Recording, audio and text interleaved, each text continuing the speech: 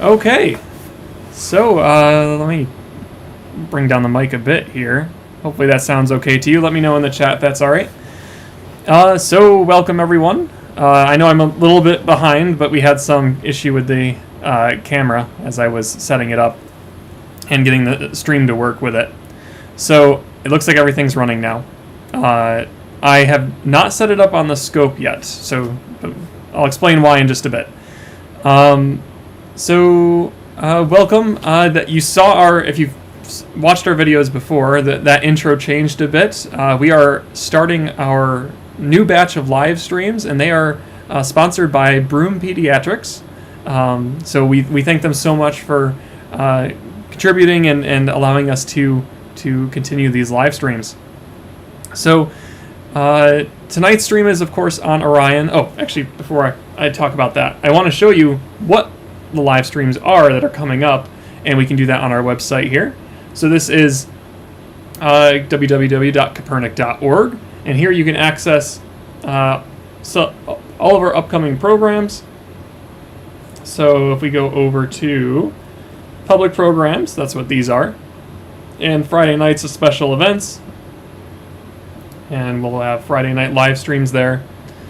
You'll find our list of upcoming Friday night live stream programs, and it'll take a minute we're using a lot of bandwidth at the moment, so it's going to take a moment to load some stuff up, but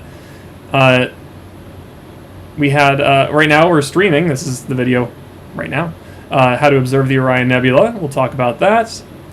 We did the Jupiter-Saturn conjunction. You know, I think I went into the wrong one. Let's go directly into Friday nights.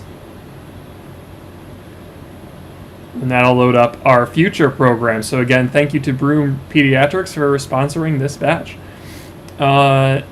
And you see there's that one. Then we're going to have next week a very special presentation program on the Arecibo Observatory. And that is going to be presented by Alessandro Springman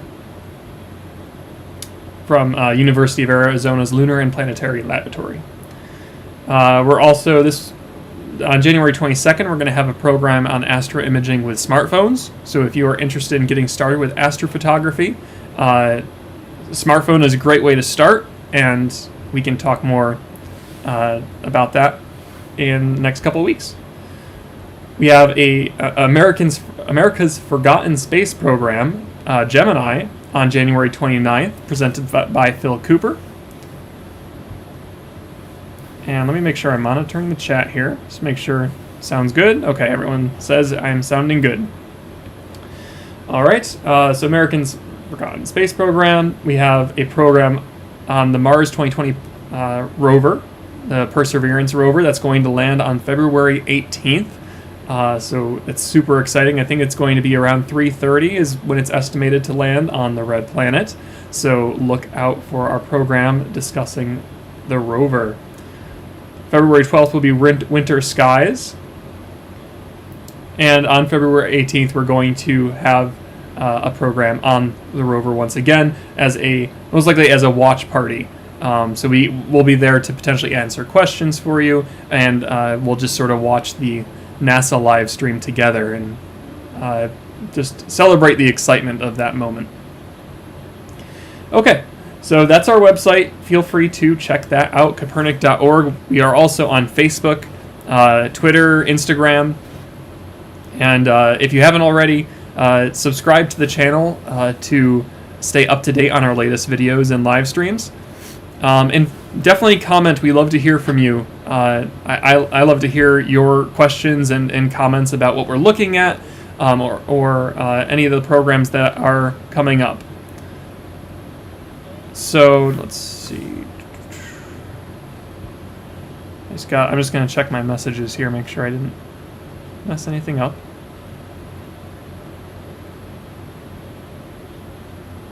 Okay. All right. So now I mentioned a couple things about the telescope, that we're going to start on the 6-inch tonight if, in fact, the skies do behave. That's part of the reason why the camera is not going on the telescope yet, but I do have it monitoring the sky. So we'll transition to that scene in just a moment. But before we do that, notice up in the upper right corner, the upper right window, we have Stellarium running, and Stellarium is a computer-based planetarium. So you can use that to, and I think a person running our chat tonight will potentially post in the comments the link to Stellarium where you can download the software. So it's a great program for figuring out what your sky looks like at any given time. So if you're curious about where to find Orion, for instance, this is one way to do it. Among others, you can use proper star maps too, paper star maps, I should say. But let's go ahead and look at what we have going in Stellarium. I realize it's kind of a small window, but hopefully it's coming across there. On the bottom, you see the horizon, and the compass directions you'll find there as well. And right here is where we'll find Orion, almost due southeast. So in just a little bit, it will be due southeast. We can actually travel through time. I'm bringing up the media bar there so we can bump through time, and as we head towards you know what? Why is it? It always defaults to some random location. Just like last time. I'm off base here. So let me make sure we're showing you the right thing for our area, which is around Vestal, New York, or Binghamton, New York. And I'm going to use that as my default. I guess I didn't check that box last time. So now we're a little bit better. Okay. So let's backtrack again here. So this is the live view of where we are. So southeast, there is Orion. And now, because we've moved up, changed our location on the Earth, we actually are past southeast. So it's a really powerful tool, and I really recommend you check it out. It is free open source software. If you don't want to download it, there is a web-based version too that you can access. And there's a bunch of programs like this, applications you can run on your smartphones. So that's where we're going to find Orion tonight, is in the southeastern sky. At the moment, as we head on through the evening, you'll see Orion moves across and eventually ends up due south and heads into the southwest and will set over in that direction. Now, Orion is a very special constellation to observe this time of year. Because it's a convenient time right now. It's 8:44. It was visible even well before that, around 6, like when we were originally supposed to start this show tonight. And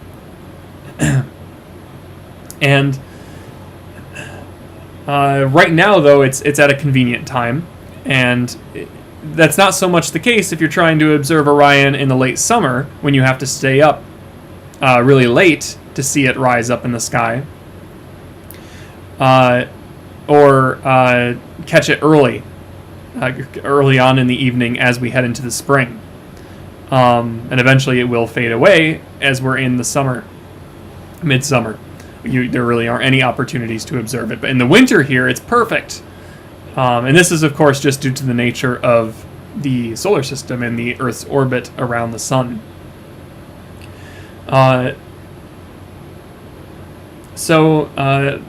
The cool thing about Orion, though, is there's a lot to observe around it and within it. Tonight's program is, of course, on the Orion Nebula. That's our goal this evening, is to image and catch some live views. It's a bright enough deep sky object that you can view it with the camera won't show a lot of detail, but it'll show some of the cloud layers. It'll show some of the newborn stars that are just flowing out into space. Now, it's not really noticeable motion on the human scale, but over time these stars will continue to spread out. And it's a stellar factory. So that's what I want to check out tonight, and that's going to be the main focus. Now, if we don't for whatever reason, don't catch it tonight, if the skies just really continue to misbehave, then we will definitely transition to another evening. We'll plan on an Orion stream now, because we're catching the dark skies pretty early right now. It's not even new moon yet. I believe it's the 13th is when we have new moon, and that's the ideal time to observe deep sky objects like the Orion Nebula, even though this is a pretty bright one. So even if it does come to the point where we have the moon interfering, we can still observe it. It just won't be as amazing. Okay, so why don't we check to see how the skies are looking? We'll just continue to monitor it as the evening goes on, and as soon as we start to get some good clearings, we will transition to the telescope. But otherwise, we'll probably, if it really is just going to be, partly cloudy or mostly cloudy skies, I'll probably just leave it running on the wide angle until I'm sure that it's a good time to transition, because I don't necessarily want to, shut down most of the stream and just bring up that please stand by to amount to not much. So I'm going to make sure I'm confident that we'll get to observe it through the scope before we make that transition. So yeah, why don't we switch on over to the next template here. This one. I'll bring the ambient music down because it's a little bit loud. That should be good. I think that's a good balance there. Okay, so you should now see the live feed from the camera that I've placed outside. Now, if you were once again, if you watched our other live streams in the past, at the moment we are using a Sony mirrorless camera, the A7 III, and it's capturing a wide angle shot. So in that main window, you see it says live wide angle view of the constellation Orion. Well, it's supposed to be. At the moment, we're not seeing much. We're just seeing what really looks like overcast, which is concerning. But you also see in the lower left-hand side of that image is one of our domes. It's actually the 20-inch reflector dome, which we definitely want to show you and show you at some point, and maybe get some images off of it one day. But that is our largest telescope at Kopernik, and you can see it's glowing red, and that's just because of our red lights around the building. If you've ever wondered why an observatory is equipped with red lights, it's to maintain your night vision. So if you, if your goal is to observe these dark objects in the sky, like the Orion Nebula, like star clusters, like galaxies, you don't want to ruin your night vision. And red light makes it so you can still safely navigate around the telescopes, around the building, without affecting that. Because it takes a while to regain it once you've lost it. And within 20 minutes, you have a good portion of it back, but really it takes 40 minutes to even an hour. It's variable depending on the person, but that's really the goal. And we ask people when they come up here to lower their or dim their headlights as they come in, because as soon as your eyes are exposed to that white light, you gotta reset. So red lights are your friend. Now, when the moon is out, like you have a full moon, it's in the end the moon is a source of white light, so it really doesn't matter too much. But during deep sky observing nights like this one, you definitely don't want to ruin your night vision. Now, I'm in here at the moment because I'll strictly be viewing Orion through cameras, so I'm not really too concerned about my night vision. I prefer that you can see a friendly face rather than just a red shadow.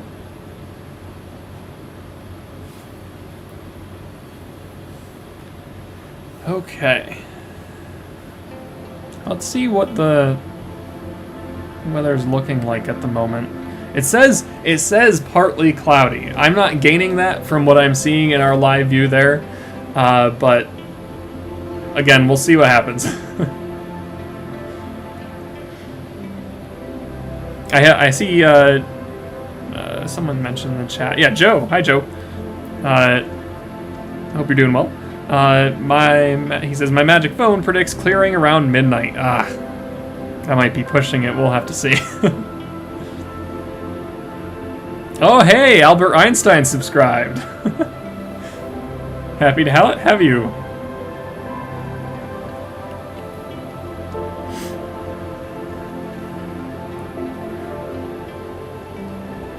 So while we watch the sky together, I'm going to pay more attention to the chat. So if you have any questions, definitely let me know. I'm here to answer any questions you have about the winter skies, about what we're looking at tonight, which is focused on Orion.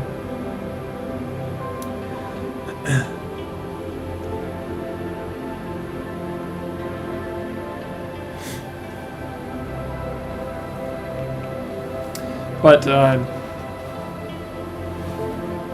occasionally I might just drop the microphone, mute the mic, and just let you listen to the ambient music that we have thrown in here. Because otherwise it might be quite a bit of noise in the background. I'm not sure if that's the case.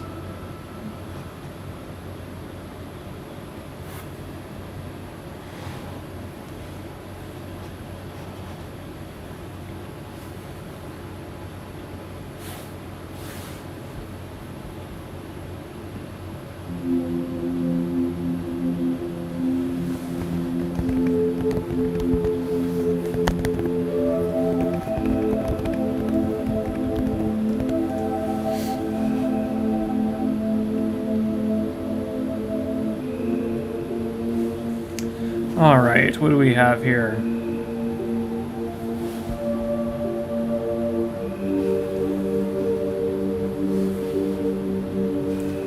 So Denise Peterson says, how far away is the Orion Nebula? So if I remember correctly, it is around 1,600 light years away. Which is, I mean, it's not awfully far. It is a massive structure, though. So, you know, depending on how you look at it, keeping everything relative, it's a sizable object that's, you know, medium to close distance away from us. Like the nearest star, for instance, is about 2 light years away. So this is on quite a bit further, but of course a light year is, I should also mention, is a measure of distance. It's the amount, how far light travels within a year, based on the speed of light, of course. So that's one of the reasons why we call telescopes time machines, because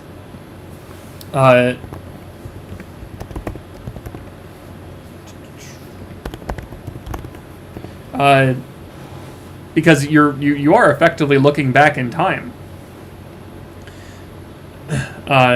You're looking at light that is taken, in case of the Orion Nebula, you're looking at light that has taken 1,600 years to get back to us. So yeah, effectively, you know, you're looking at the year 400 is when that light left the Orion Nebula, which is always just fascinating to me. Thinking of how our planet was when that light first exited a given object. So, you know, if you have a galaxy that's 65 million light years away, when that light left that galaxy, there were dinosaurs. How cool is that? So time travel does exist. And actually, multiple versions of time travel exist. Or time machines you can think of. not just this one based on the light, how far light travels in in 1 year, but also among, I'm sure you've heard maybe some concepts about time travel around massive objects like a black hole.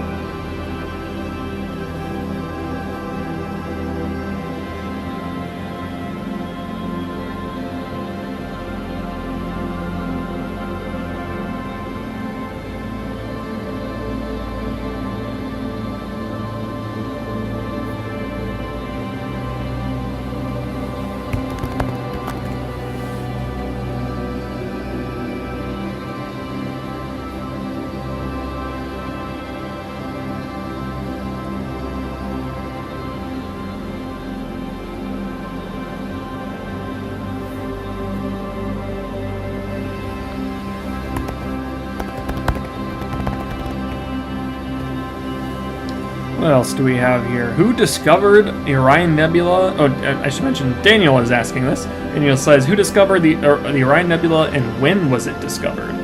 So, I'm not exactly sure. I mean, I know it's cataloged as a Messier object. Messier was, I think, around in the 1700s mostly. Late 1600s, 1700s, but I'm not sure if he was the one to actually discover the object, because, like, you think about how, and maybe we'll see it in a bit as the sky gets uncovered. It's a fairly bright object in the sky, and you can see it with your eye.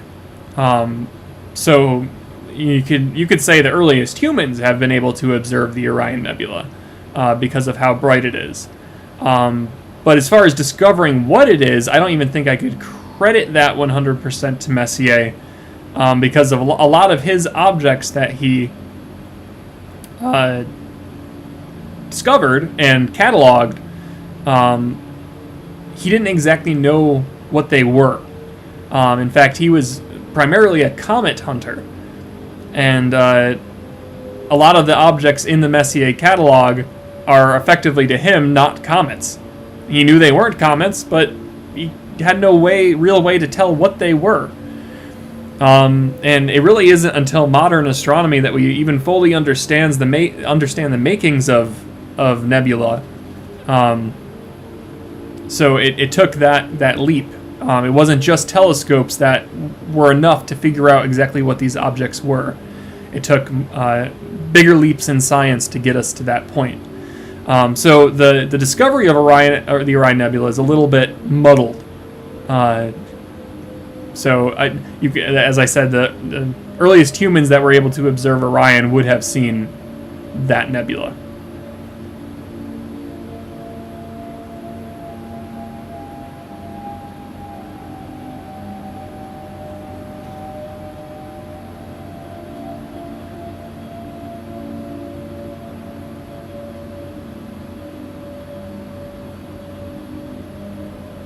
Now, I'm hearing reports from Joe here that the sky in Endicott, which is nearby to us, is not looking great. So we'll hold out hope here. I have a good setup at the moment. I forgot to mention this. I am in the ham radio station, which has a bunch of machinery and computers and hot air blowing in addition to the space heater I have going at the moment. And that's helping out quite a bit. So, and yeah, if you're interested in amateur radio, if you are an amateur ham radio operator, Kopernik has one. So maybe you'll communicate with us one day.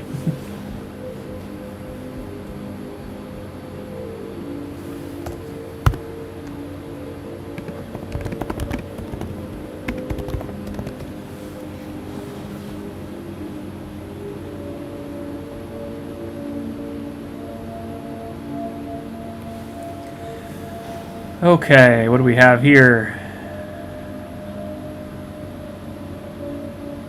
Linda asks, do we know an age of it and how long has it been around?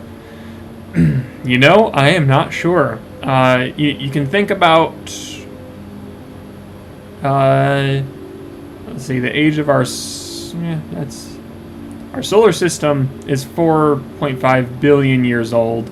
So it's definitely younger than that, because, you know, you think about star formation and stellar formation, nebula over, you know, billions of years, nebulas come and go, and these star forming zones come and go within galaxies.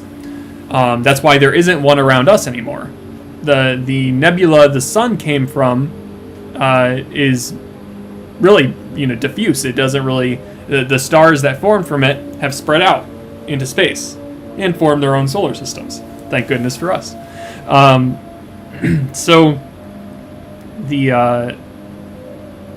Orion Nebula is certainly a newer stellar factory that's still very active. You can see the newborn stars forming within its core, and you can see them readily with a telescope. Some of there's a dense core of stars. If you go on Facebook, there's actually a really nice picture of that core on our we posted on Facebook from George, one of our Kopernik Astro Society members. He took a really nice picture with the 20-inch. So you can see that cluster, and we would be able to tonight as well, not in as high resolution, but we'd be able to make out that there's separate individual stars within that cluster, and they are brand new stars forming out there in space. So let me see if I can get a better estimate for you in terms of how old it is.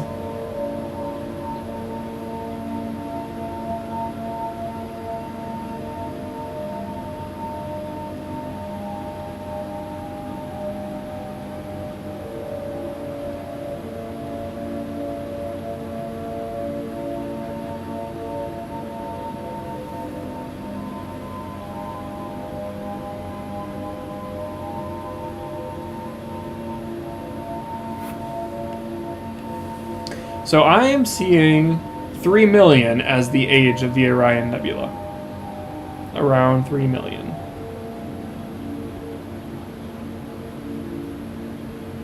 So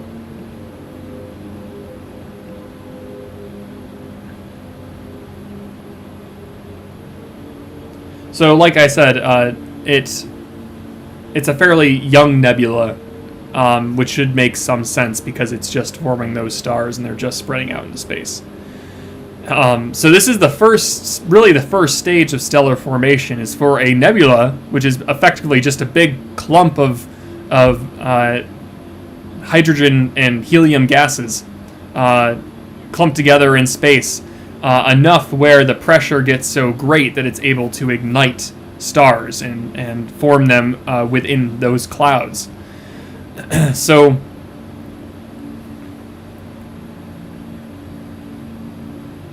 I lost my train of thought here. So the stars form within those clouds, and then they eventually make their way out. I always like to refer to Orion as a sort of almost like a reverse funnel, where instead of things falling into it, it's almost like they're flowing out of it and spreading out into space. It's one of my favorite objects by far to observe. It's a fascinating one. All right, let's see what else we have here.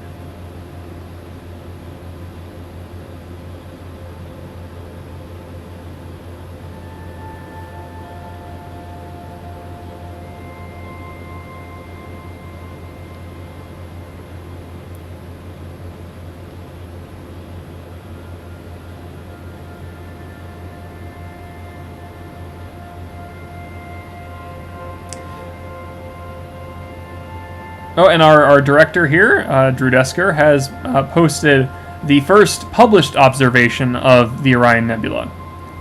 From astronomer, I'm guessing it's pronounced Johann Baptist Cysat of Lucerne.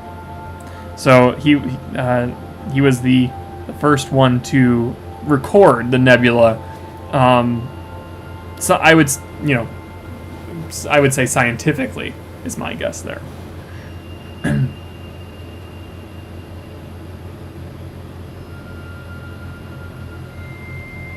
Which those observations, hundreds and hundreds of years ago, are crucial for our understanding of the universe.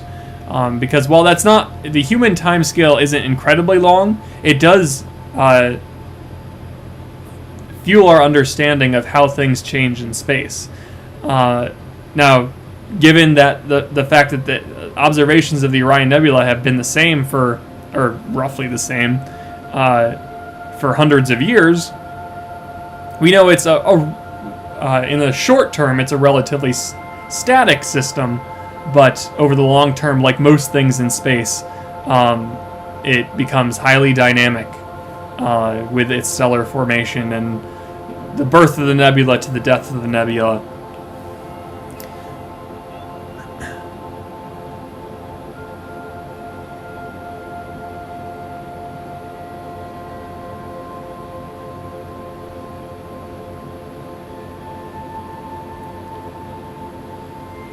Alright, so let me see what else I have here.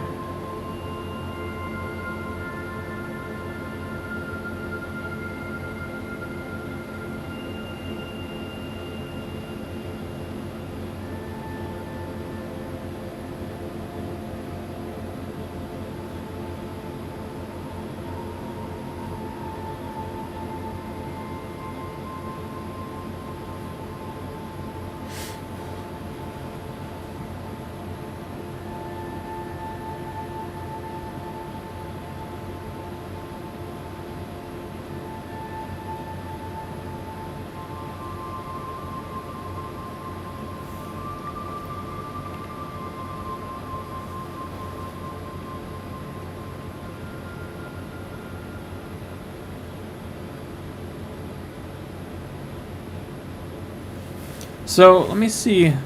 There's actually some good.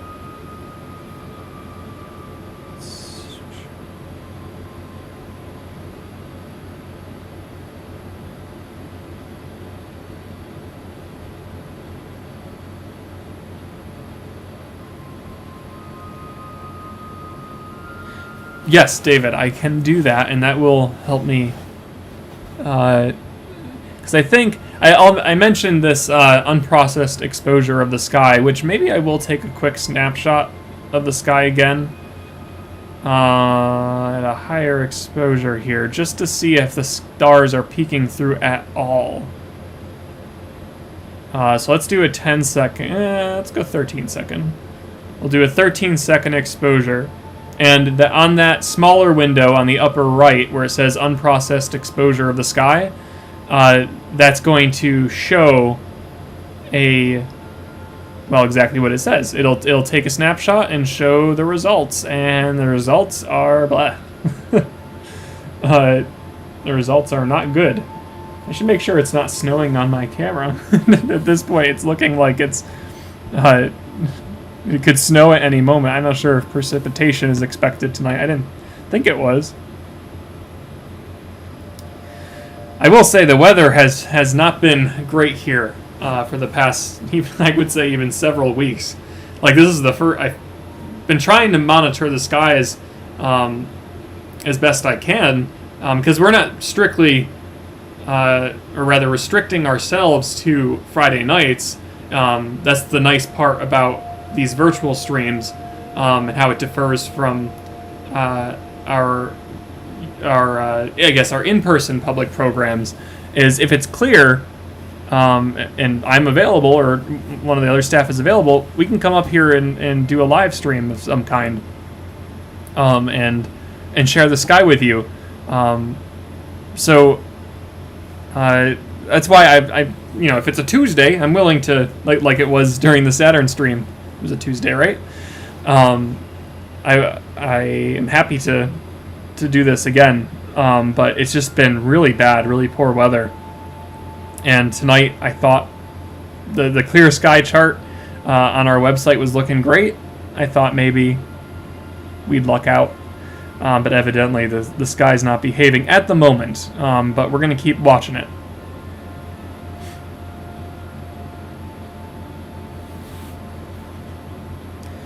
But that shot that I just took in the window there is demonstrating that it's currently overcast. The dome looks nice, though. Nice little chunk of snow on the 20-inch dome there. Okay. Now, I'm going to put together a quick slide here for to add a bigger view of Stellarium to our stream. So bear with me on that while I fix it.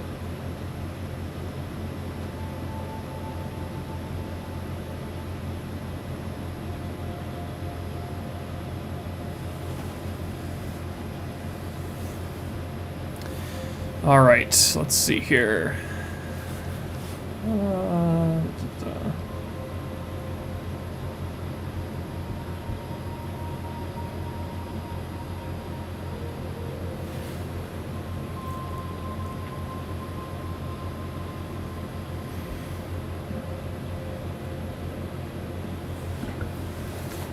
So feel free to, I won't quite be looking at the chat for maybe 5 minutes here, but feel free to add your questions and I will get back to you in the next 5 minutes while I add this new slide so we can tour around the sky a bit with Stellarium.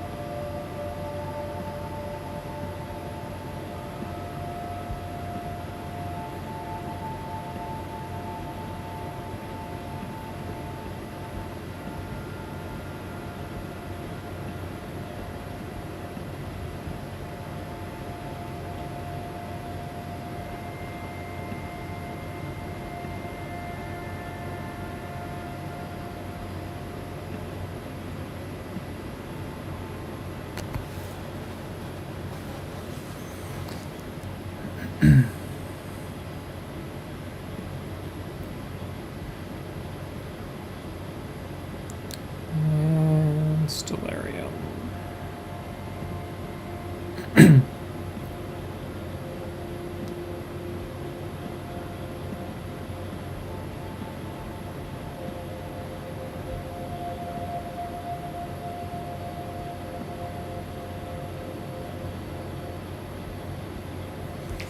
Let me see if I can resize it. One thing I really want to work on these templates is getting that's not too bad. Yeah. I want to show you everything it's showing. So there will be black bars on the window for the larger Stellarium view, but just so the other templates work, I'm not going to change the sizing of that window. I need to work on getting the aspect ratios more consistent within this new streaming template we've been running with lately. I just like the idea of keeping things organized throughout the stream. So let's go ahead and switch on over to that view.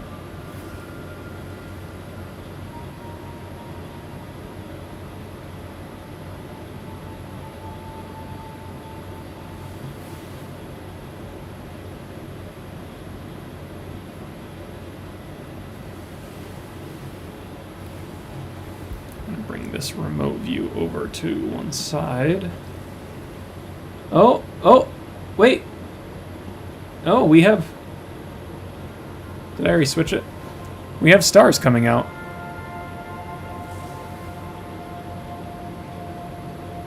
Trying to come out.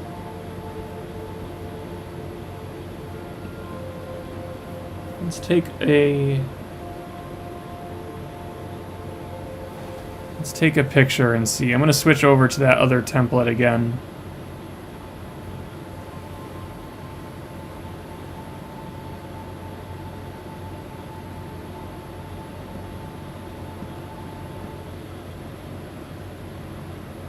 Turn down the ambient mix for a moment.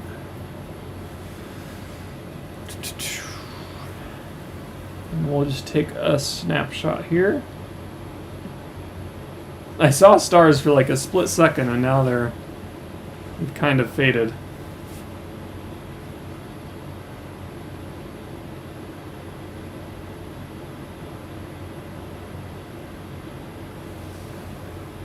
Oh, they're trying. They're trying very hard. I can pan over to kind of where they're showing up.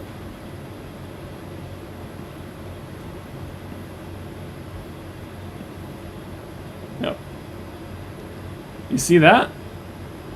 If you look in the preview of the picture, the unprocessed exposure, that was a 13-second exposure, and we are getting a star. I think that's part of Orion, maybe one of his shoulders. Yeah, actually you can just about make out the belt there. 2 stars of the belt. My mouse isn't showing up on that view.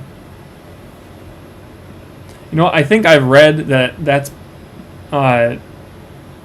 if I was able to capture the desktop, it would show my mouse, but for whatever reason, the streaming software and Mac OS don't mesh well for showing the mouse on just like a window capture.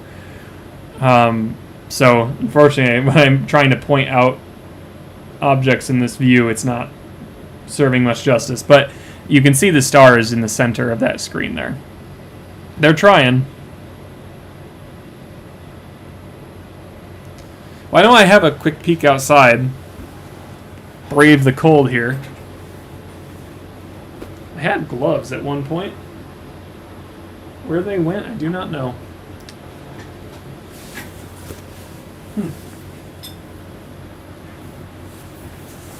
Ah, here they are. Be right back.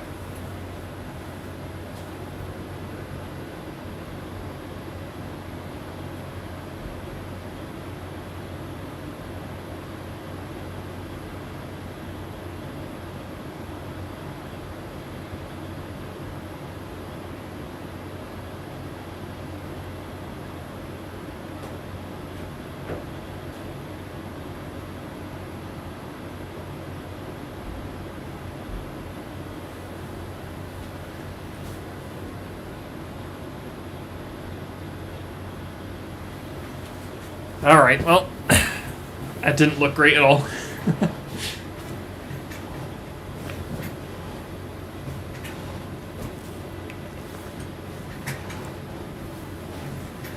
But at the very least, these running these streams even during cloudy skies is useful because I get to chat with you. It's been a while since we've had that opportunity. Last time was also a cloudy night with our attempt at the Saturn and Jupiter conjunction, which I'm still really disappointed that we didn't get to see that. I mean, we had that pre-recorded footage from a few nights before, where they were still pretty close and visible within a telescope, but that night you could just really push the magnification on the 21st. From what I've seen online, people really were able to push their magnification and get really nice details on the two planets.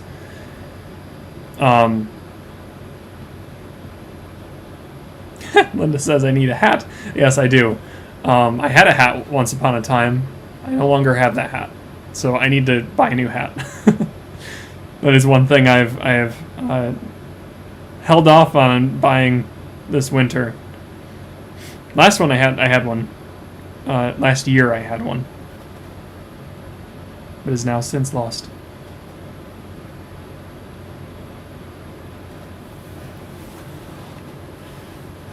Well, we can pop back over to the stellarium view.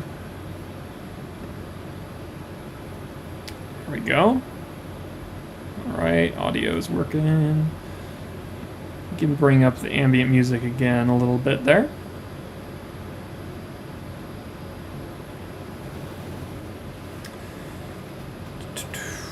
Alright, so I can show you stellarium in a little bit more detail now for those who have not used it themselves. So, let's see, is that live feed? Yeah, it's a live feed view. I was worried to put the other screen up there. So, stellarium, like I said, is a computer-based planetarium program. It's incredibly effective for figuring out where objects are in the sky. I will say that's with a caveat. If you're at home and trying to plan out your observing session, it's perfect for that. I think even I've never used these features, but I think stellarium can even be used for some light control on telescopes. I'm not 100% sure about that though. There's better programs out there for that anyhow that we use here, but mostly it's just a fairly basic, just about anyone can use it, and there's some features that are more challenging to master, but it's a great useful tool. It's also great for figuring out your field of view of your different camera systems, so you can plan out what cameras you're going to use on a given night for different objects in the sky. So you can put in your telescope information and your camera information, and you get field of views chosen. Let me bring that up there. So that's actually located right up in here. I have it set up for my Sony a7 III and our Kopernik astrophysics 6-inch telescope, and we can get a nice little red box here that identifies how big of a space that we have, how big our shot will be of objects in the sky. So we can sort of test this out to get a sense of how big the Orion Nebula will look in our field of view. So we'll pan on over here. For some reason all this info is back up again.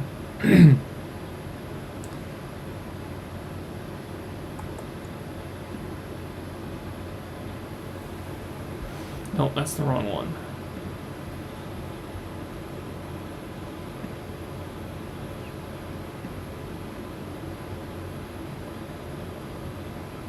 I already forgot where this is. I think I have. Oh, I remember what I'm supposed to be seeing, but I don't remember how to get there.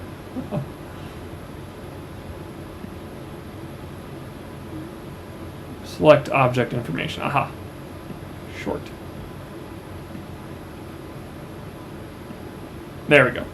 All right, so let's go. Let's see if I want to let me get onto.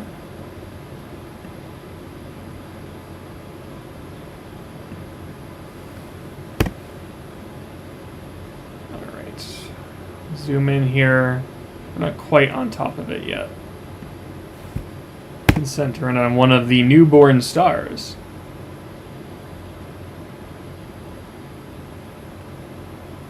All right, so this is showing me. I'm kind of suspicious of this one.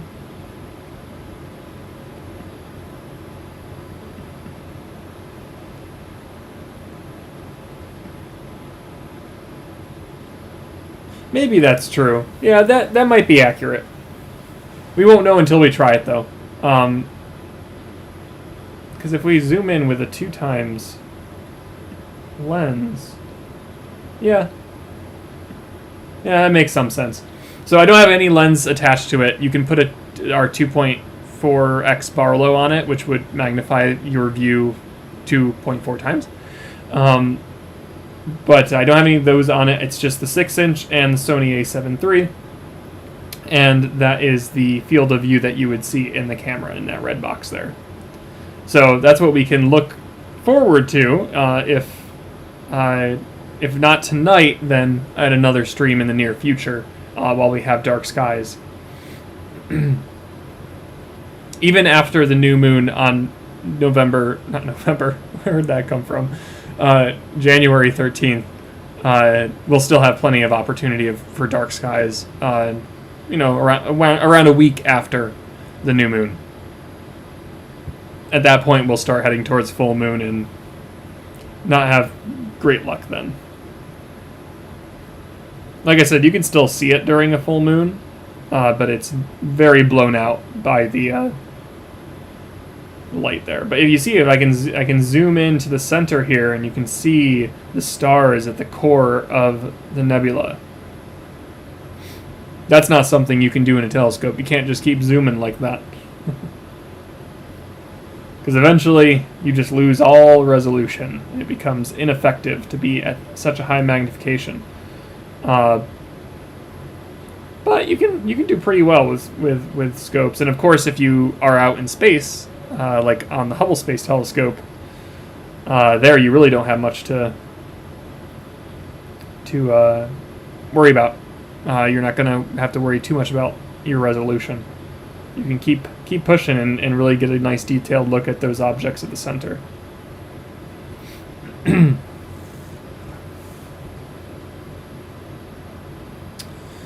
So, just to talk about a few more, I'll turn this off.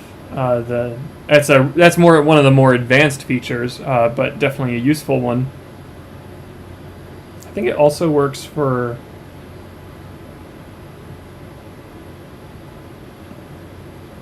Yeah, it'll give you a telescopic view too, an ocular view, to see what it would look like through an eyepiece, for instance. Okay, so click off that, and of course you saw me fiddle around with the location information. You can go anywhere you want on Earth, and even some other places, different planets in the solar system. You can jump around to other worlds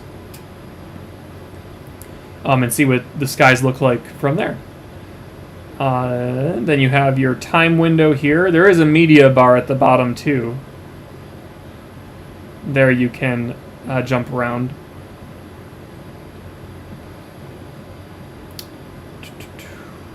But this is a little bit more granular. Gives you a little finer control with it. And what else do we have that we can mention? There's a search window if you're looking for a particular object. Down here is really where the valuable tools are, like the labels and lines and artwork for the constellations. You can turn off the ground. That's not something you can do in real life. You can turn off the atmosphere. That's not something you'd want to do in real life. add deep sky objects. Planets are there. Right now, the only bright planet that's out is Mars, which I didn't even see that one peeking through the clouds either. Nor Sirius, which is the brightest star out right now. Where's Sirius here? There's Sirius.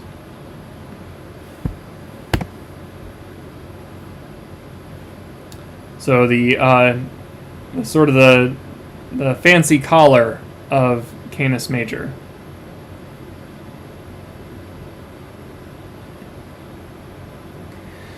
So it's really useful, and you can even use it to, again, as you travel through time, you can pay attention to how the sky moves. So, like, for instance, if you're just traveling really on like an quick hour by hour scale, you can see the sky rotates around the North Star.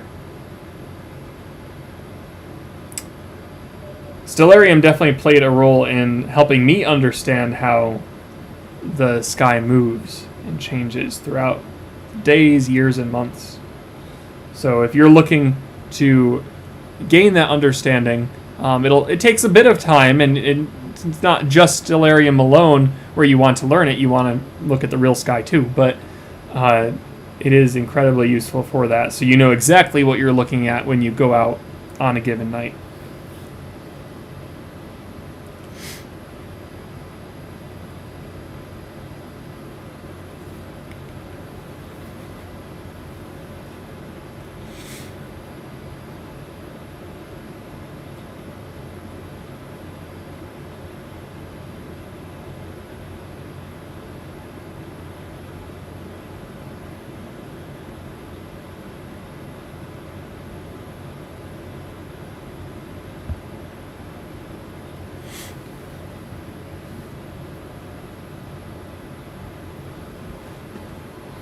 So, if we jump over to Orion again here, I wish I could demonstrate this more on the live feed while we look at the constellation, but I'm not super hopeful of that panning out. We'll see.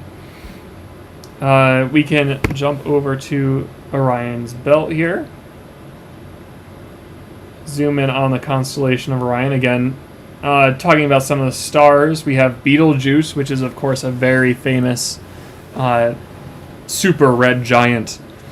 And I think, was it over the summer when there was the big craze of, Betelgeuse is dimming and changing its apparent brightness. What's going on with it? It wasn't an unprecedented thing to observe, but it was rare and intriguing enough to spark the discussion once again of, is Betelgeuse going to explode? Is this a sign of it?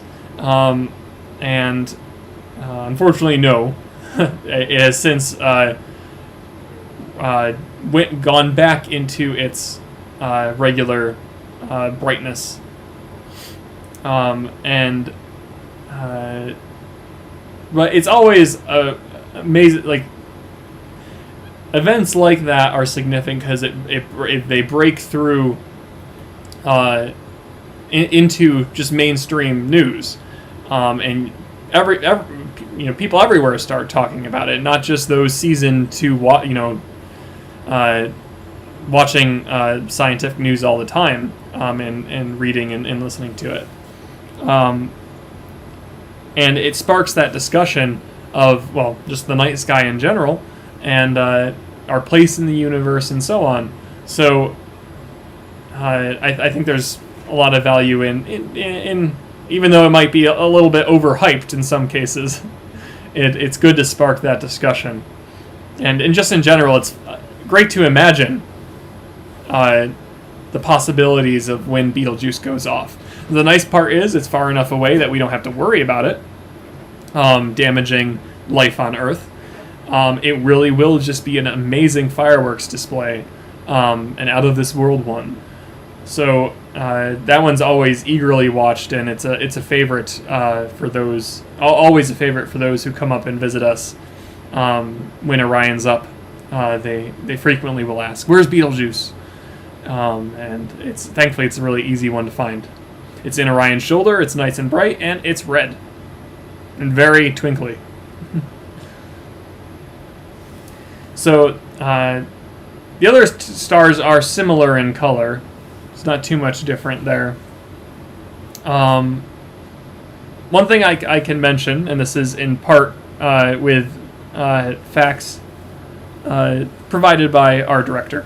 I did not have this distance data memorized by any means. But the there's an activity that we do. I'll start with this. There's an activity we've done at Kopernik in the past that takes our perception of constellations, which are 2D images, and it turns them into their true 3D forms on, of course, at scale. So, if you could observe the constellation Orion from all angles, what would it look like? What would it look like in 3D space, rather than looking out into space from the Earth and seeing everything as, a 360-degree but 2D image? You can see all the space around you, because I guess it's more like a 180-degree, right? No, well, 360 on the horizontal, and then the vertical is 180. But I digress on that. If you could fly out into space and rotate around and view all sides of the constellation Orion, what would it look like? And you realize these stars are not in the same plane. They are in different areas of space. And the only reason we sort of perceive them as in a similar plane, especially the Orion's belt, is because they all are similar in magnitude, similar in brightness. So if we jump around here, so Alnilam is 1.65 magnitude, Alnitak is 1.85, Mintaka is 2.4, I think Betelgeuse is quite a bit brighter, is 0.45, Bellatrix is 1.6, Rigel is 0.15, and Saiph is 2.05. So they're all within 0 to 2, really. And of course, I'll mention there the smaller numbers for magnitude equate to brighter objects. So the Betelgeuse, that's why Betelgeuse, when you look at it here, is a 0.45. That's much brighter than Rigel, which was at... Oh, not Rigel. What was I on? Saiph? Yeah, 2.05. Rigel is actually brighter than Betelgeuse at 0.15. So they're all similar in brightness, though. The brightness scale, goes from the sun at negative 30 or something, to the 15s to 20s and beyond that. So it's a big range, and so from 0 to 2, that's similar brightness in my book. Measurable difference, but similar brightness to the eye. So it's easy to there's sort of an illusion that they're in the same plane, and just in general, because it's a constellation, and the nature of a constellation is to make up an image, we think of it being a 2D image in the same plane. But that's not the case. Again, if you were to view this object, the constellation of Orion, in 3D space, you'd notice they are very different distances from each other. Even the belt, which, as I said, looks like it's all along the same line, but going by that logic, if they were all in the same plane, they would all be similar distances away from our planet, which is not the case. So here's the data provided by Drew. So Alnitak is 736 light years away, Alnilam is 1,340 light years away, and Mintaka is 915 light years away. So those are the 3 stars in Orion's belt, and they are all different distances from our planet. And more than that, and I'm not exactly sure which one is or which ones are the best example of this. Let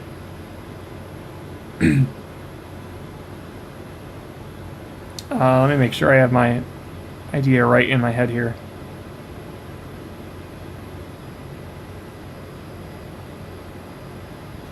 Yeah, so you can think about it like there's already, just by going by those numbers alone, you realize that must mean those stars are a lot further apart than you'd expect. And in fact, again, I'm not sure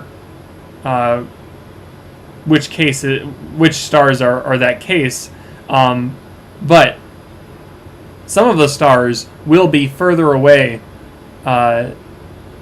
from one another than we are from a given star in the Orion's belt. And again, I'm not sure which one is which, but that should make some sense. Where because this is a 3D constellation in space, it looks like they're all in a line, but they're not. They're further apart from each other than you think, and a pair of those stars in the belt will actually be further apart than we are from from a given star, the closest one. So, like, for instance, Alnitak, 736 light years away. There's a huge distance between Alnitak and Alnilam. And it just, something that seems so far away, the objects within that group of stars that make up this picture are just as far away from each other as we are from them, which is just a fascinating thought, and it really does give perspective on the universe and just how far away everything actually is. Again, to give you some more perspective here, Alnilam, that 1340 light years away, that's a similar distance for us from the Orion Nebula to us. So it's almost like, almost within the same plane as the Orion Nebula there.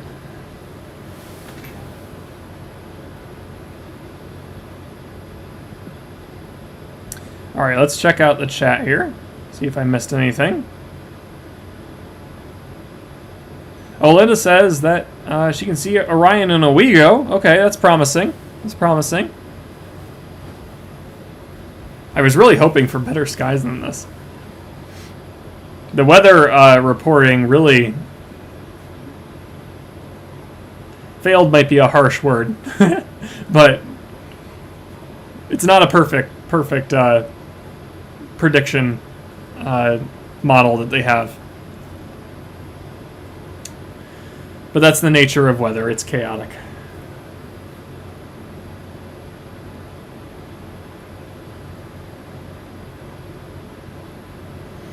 Well, I'm going to keep going here and see if it does ever clear up. Maybe I usually like to give myself a cutoff point, because otherwise I will stay here forever. Just watching the grayness of clouds. What do I think? Maybe 10:30? 10:30 sounds like a good time for a cutoff, if it comes down to it. Now, if things change and we get some clear skies here, we will transition, hopefully, to the telescope to get some imaging done. I'm going to take some initial, so you can understand my plan, I'm going to take some initial shots, some wide-angle shots of the sky where Orion is with my camera outside, and then we're going to use that same camera on the 6-inch telescope inside. So we'll get some good shots of the constellation Orion, and we have some zoom on that camera with the lens I have, but I don't quite have a telephoto for it. I'm gonna give it some more time before I purchase one of those, just because I do have access to the telescopes to really push magnification. But somewhere down the line, I'll get a telephoto where we can have some more play with some of the larger objects in the sky. But this one's just a medium lens. I think it's to go up to. I can't remember. I think it's like 25 to maybe just around 100 millimeter lens. It's nothing too special, but it's enough to zoom you in.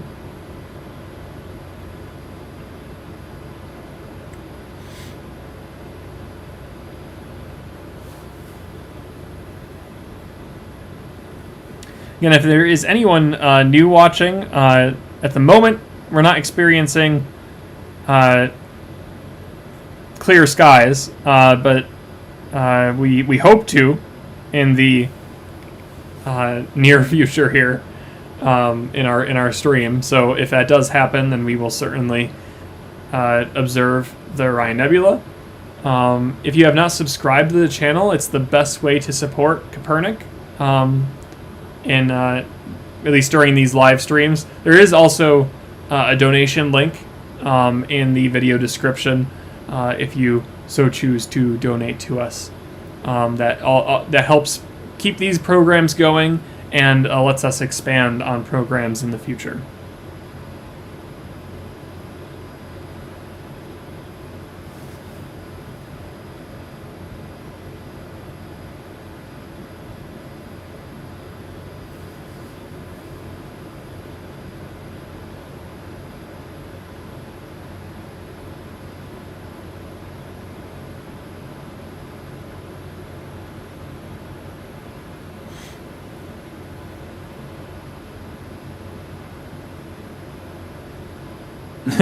I'm just realizing it says live view of the Orion Nebula. That's not exactly an accurate statement that we have up in the right-hand corner, but oh well. I'm trying to decide if I should. Right now I am making these templates ahead of time, so I have a batch to choose from as the stream goes on, and we can switch one out and depending on what we're focused on, like I did for Solarium there.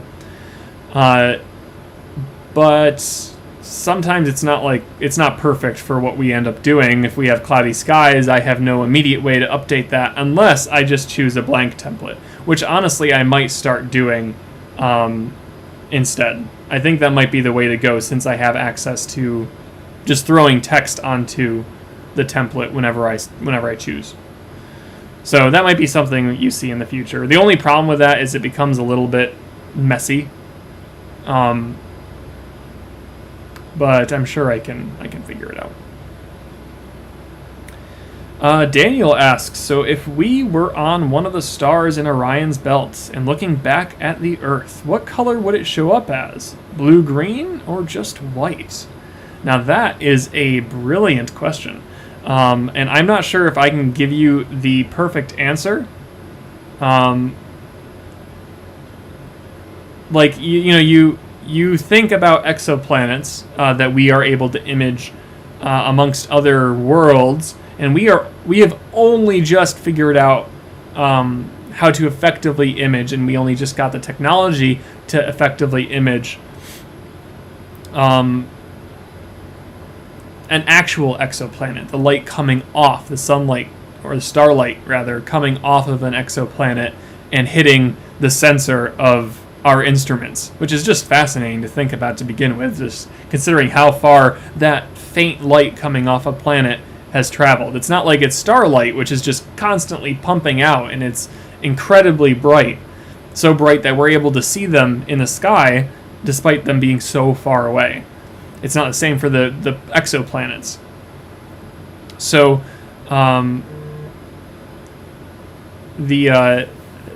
But we do have some some of the larger exoplanets, like super gas giants, that are even larger than Jupiter. We do have actual images of those, of starlight reflecting off of them and coming back here. It's not easy to do because you have to block out the starlight itself to actually pick up the dim light coming off the planets. But I think they even have some pictures of. I'll see if I can find them, because I can always switch back to that my web browser to show you. But even some images of exoplanet solar systems, where there's multiple planets, not just one. So that's where the challenge is to try and image it, to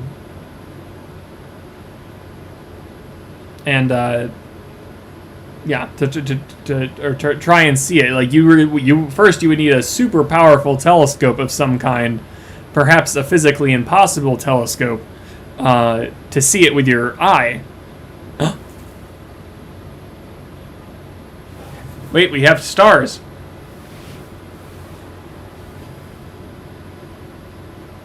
Oh man, that was serious. I don't mean that was actually the star Sirius, and it came and it went. it was like a flicker. Oh man. Well, it's good to know we have sort of a lighthouse, so to speak, to help us determine how clear things are at a given time. Anyways, yes, back to your question. Most of I would imagine if somehow you were able to collect the light coming off of the Earth at that distance, at 1,600 light years away, I would imagine you'd be able to detect some blue light, but I think some of the color data does get lost quickly the further you are away from it. Like there's the Carl Sagan quote, where he talks about the Earth in their image of what was it? I know there's an image of Saturn where it shows up too, where they take an image of Saturn looking back towards the Earth. This is from I think the Cassini spacecraft, or maybe one of the Voyagers, and they were actually able to see the Earth. But it really does fit that Carl Sagan description of a pale blue dot. So even within our own solar system, it's not showing up as a bright blue object. It's more just a slightly blue object in our solar system. Now, if you were able to somehow resolve the features of the Earth, I think at that point it would certainly start looking blue. Because you think about trying to observe Mars. Mars has a very distinct color, and when you resolve it enough, and even just looking up in the sky, it does look reddish. But resolving it more and more, you pull out more, and you're able to see more of that color detail. So it really does depend on how much resolution you have. My guess is the best you'd get from it at that distance is probably that pale blue dot. Best case scenario.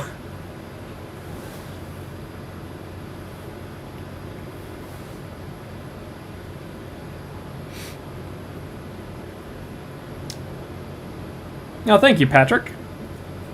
Thank you for joining the stream, and I'm glad you're enjoying what we can do at the moment.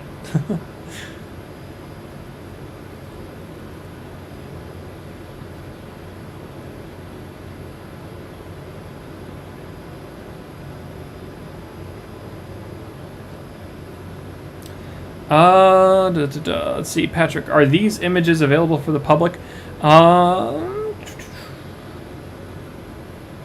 I mean, they're definitely available to whatever we produce from these live streams. They're definitely available to view. we usually post them on our Facebook page, or Instagram or Twitter. You'll find them. So whatever we get out of our live streams, usually we try to quickly post them, so you can see the result. Now the pictures we post usually are processed images where we do some image stacking and just general image editing, image processing. And once we have those complete, which depending on availability, it might be the day after or it might be the week after, because it's to get the image right, it takes some time. So that is one thing we like to do. So yeah, the links for our social media are in our description, our video description. So if you want to follow us on any of those, that's the best place to go for accessing our photos.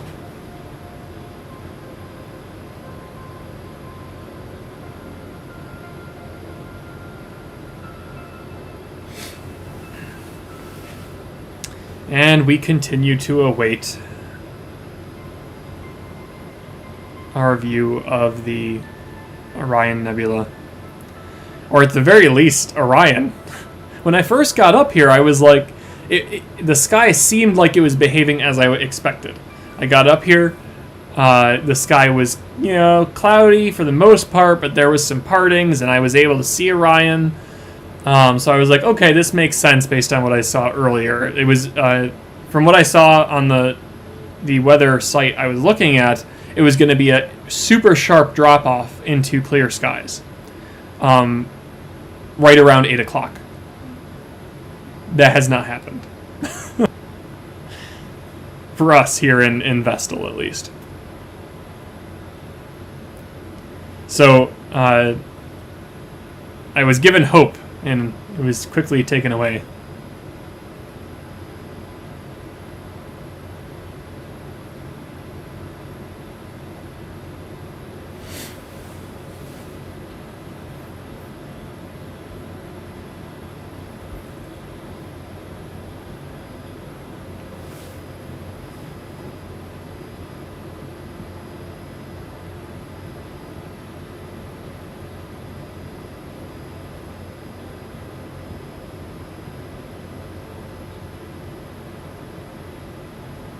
Yeah, it's possible we might have some fog. Although I don't know if I've ever really experienced that, unless it's like because usually we get where we are, we tend to get above the fog. In fact, that's usually one of our preferred times to observe is when there is a valley fog. Unfortunately, that ruins observing for anyone in the valley.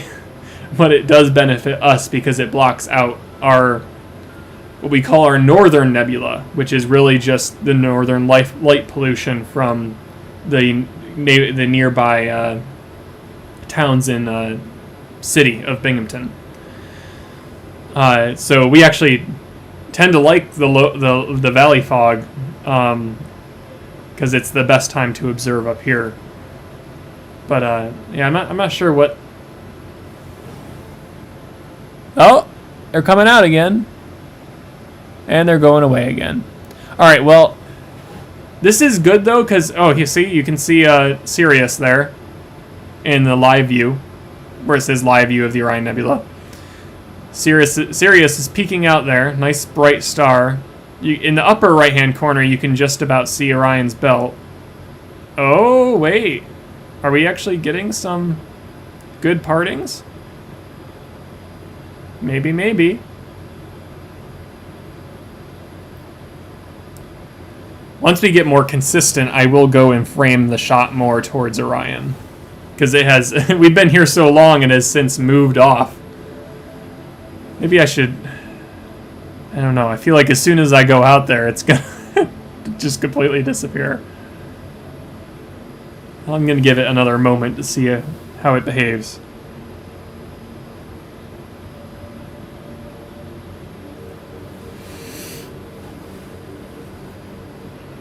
Maybe we'll switch back over to the... Yeah, back over to the big view there. Just so we can get, hopefully get a better field of view where we can maybe spot better clearings.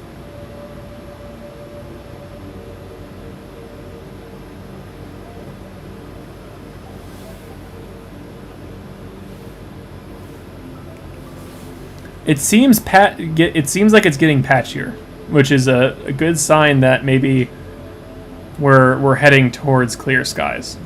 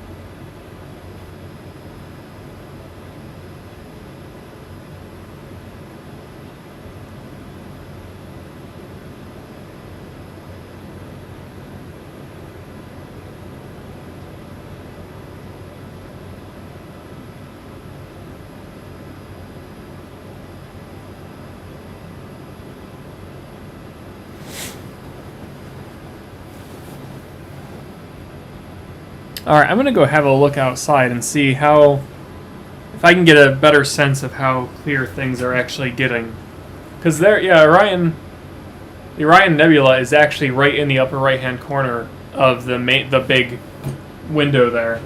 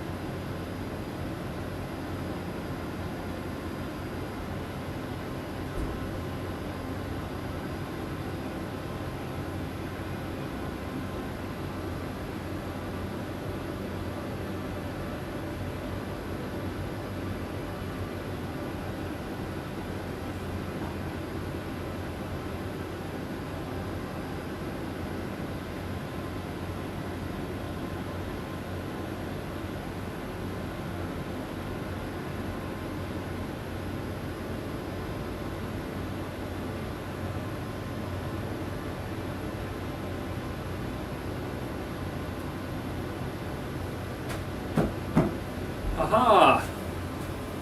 You see it? Maybe? Hopefully. We've caught it now. Okay. Well, we're making some progress here. Let's take some shots and see what we get.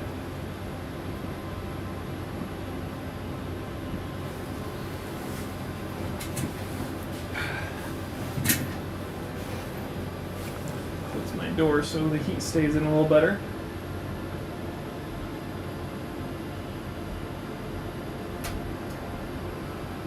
I can nearly close it all the way, but I don't really want to pinch my cord there too much. Okay.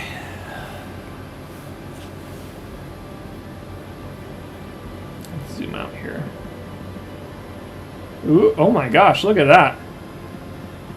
You see all those stars in the my unprocessed image here? The smaller thumbnail. Smaller window, I guess. Very nice. As the sky behaves more, this is the widest field of view I can have on my camera, but as the sky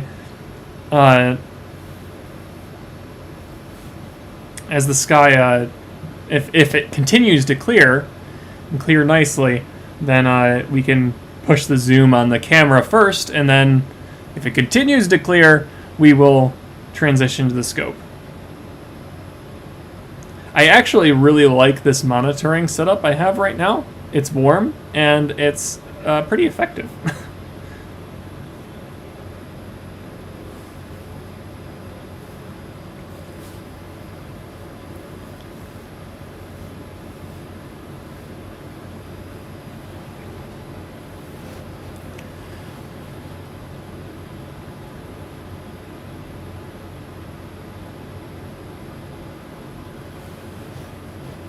But yeah, the Orion Nebula, if we can kind of, this has enough resolution where you can kind of make out some, yeah.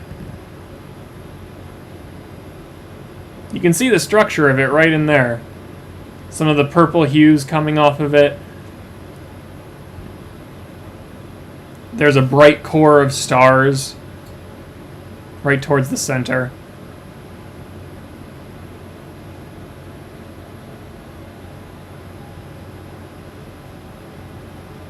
So even in this wide angle shot, we're able to image it, which is pretty awesome. It's that big. Like this is you know, you think about the kind of picture you take with your cell phone. That's basically the setting I have this camera on. Is you know, a regular field shot of the sky. So it's pretty incredible what you can pick up.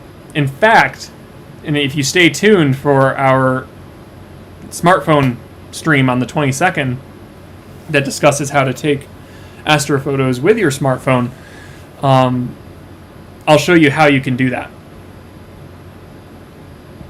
And how you can even image the Orion Nebula with your phone. Here it comes again. It's trying to peek out in the sky there. I really liked having the dome in the shot before, but this is alright.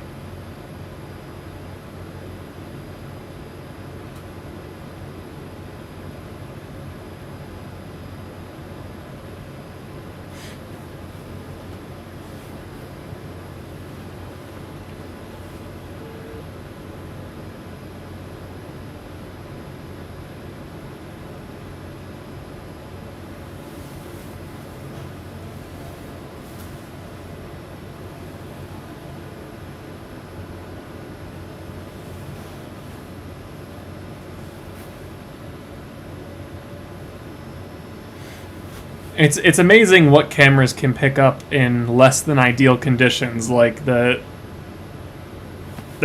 it's cloudy skies right now. We're only getting windows and peeks into out at the stars, and yet it can still pick up quite a bit of data. Again, it's not ideal, but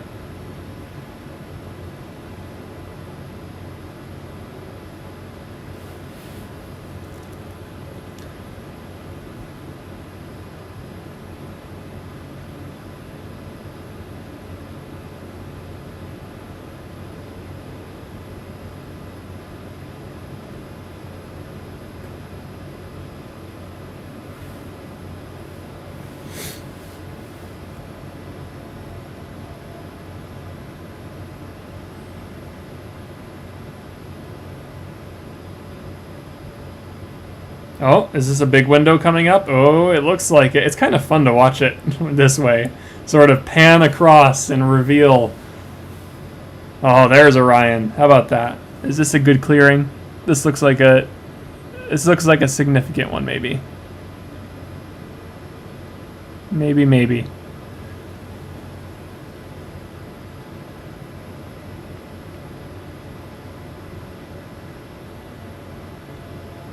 I'm going to give it another moment here because I still see stars flickering in and out.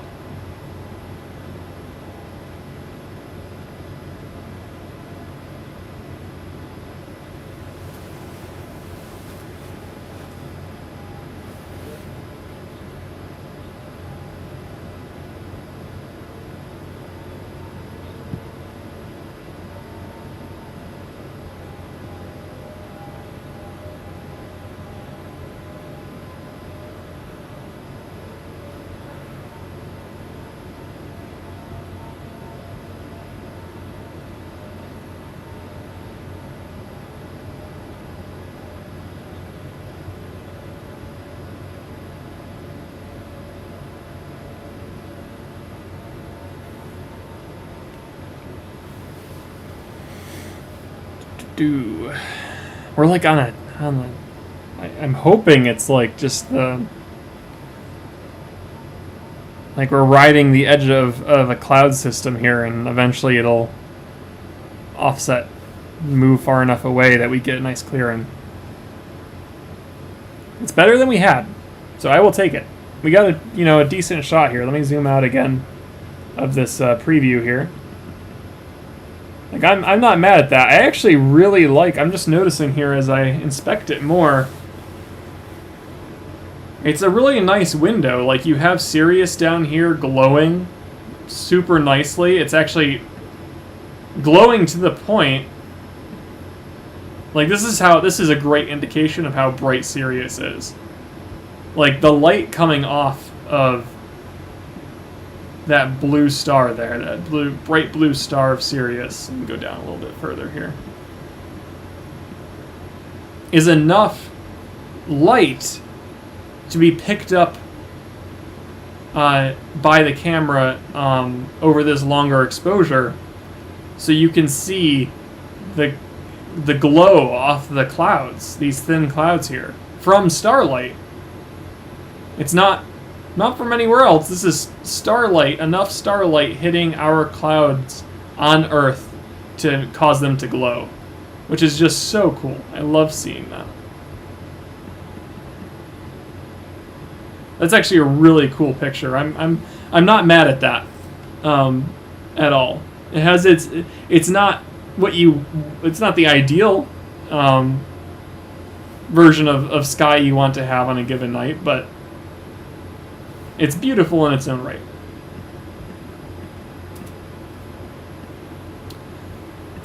There's Orion's belt.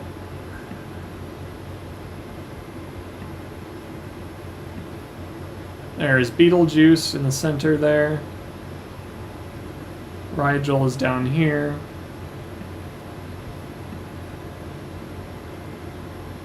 And the Orion Nebula is there.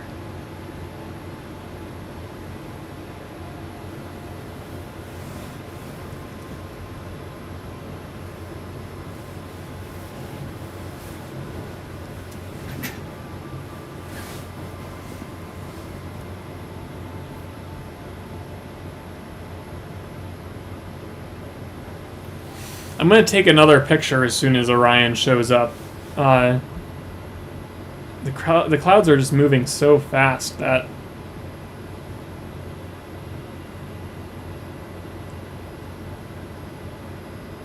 Oh, maybe. Oh, okay. I'm going to get ready here. I'm going to do a longer exposure. We'll do a 20-second. Ready? Here we go. In 3, 2, 1, go. Let's see what we get.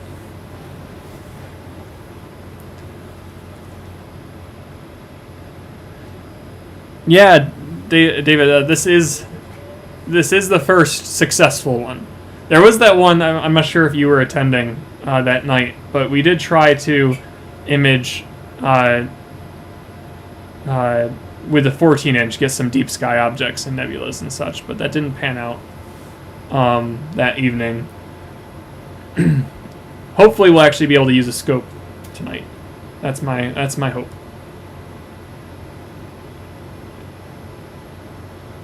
So this is the latest. The one that just showed up here is the latest image. Sort of similar. Did Sirius peek through on this one? No, a little bit too thick of clouds in that area. But oh, there's another window here. Let's take another one.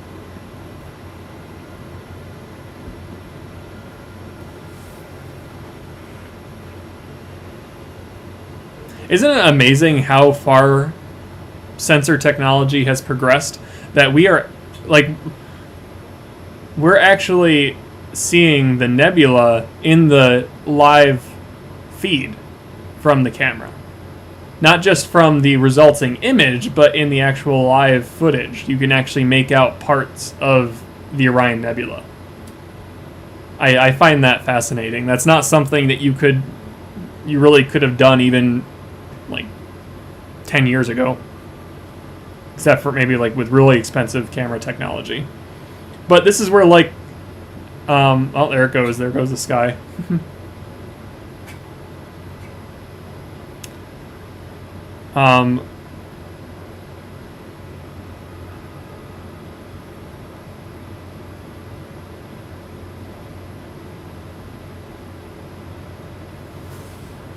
Yeah, thanks, David.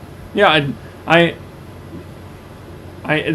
soon as we can get it hooked up to a scope, like it'll open up even more opportunities for doing that kind of live feed.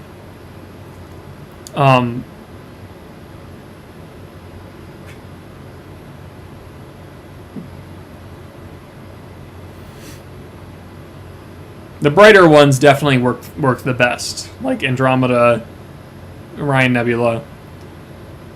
Some of the globular clusters will be good, but I'm sure, yeah, like we can get some of the dimmer stuff too. And if not, you know, we can always just do long exposures on those.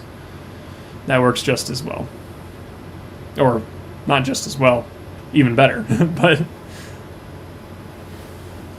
look at all those stars. How about that? Even amidst hazy skies, we can see so many stars.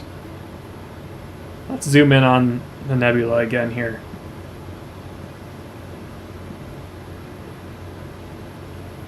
Now we are getting some star trailing at 20 seconds.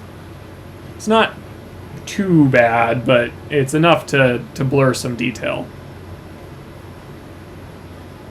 Maybe we should try zooming in on the nebula since we're having good luck with the skies right now. Let's try zooming in. I'm still not confident enough to put it on a scope, but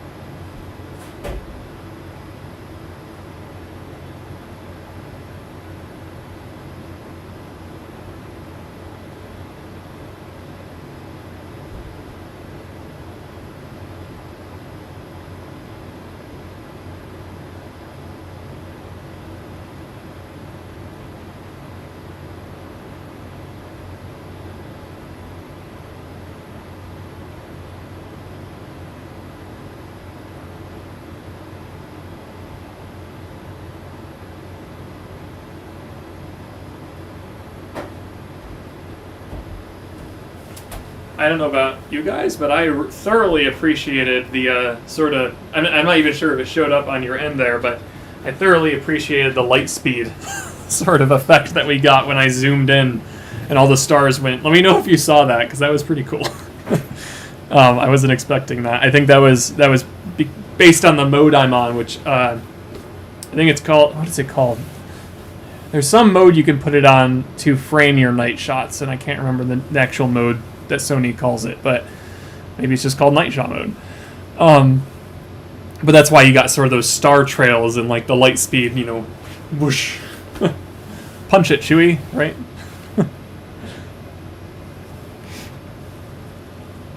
Activate the hyperdrive. Hey, Baloo.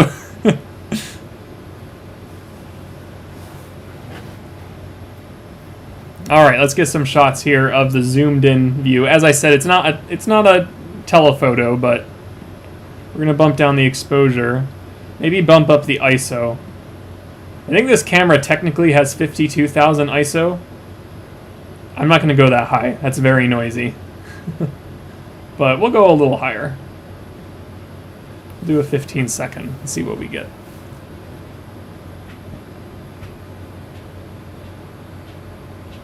Definitely jump to light speed. Good, I'm glad to hear it. That's pretty awesome. I might have to go back through the footage and record that clip.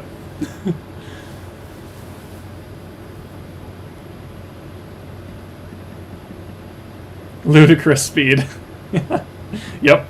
I do get that reference.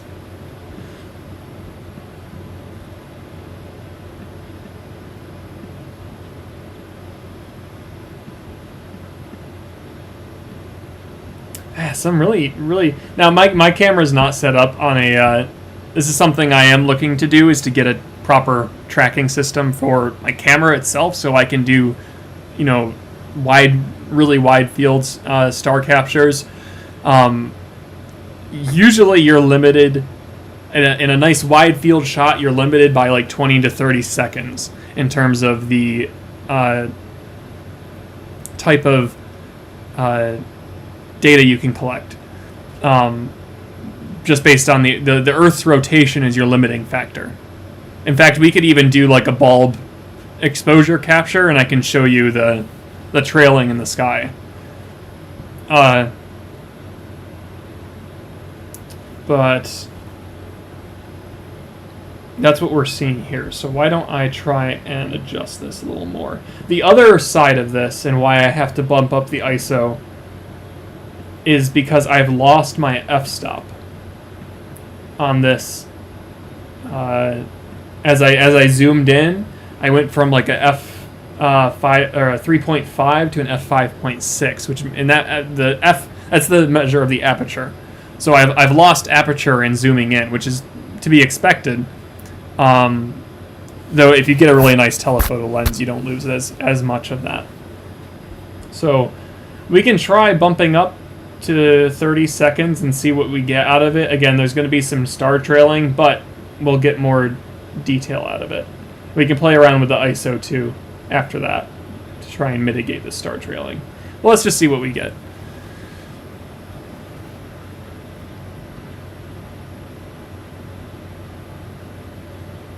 Yeah, David, I wouldn't be surprised if that was the case.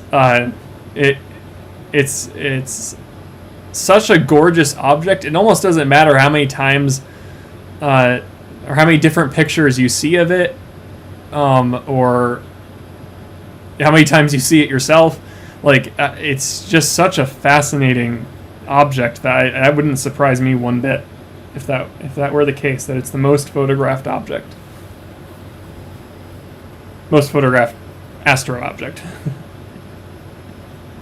Yeah, look at this. At 30 seconds, there's just too much star trailing here. But I mean, star trailing is definitely serves some aesthetic qualities, especially if you get super long star trailing. But more than that, it's also sort of neat. Star trailing is effectively a it's a not, you could turn it into a measurement of the Earth's rotation, is I guess what I'm trying to say. Like, it is a data point that's showing you, oh, we're moving, we're rotating.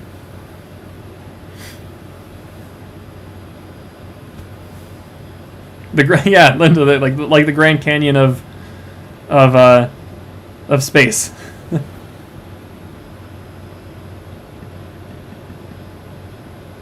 All right, let's see what else we can do here.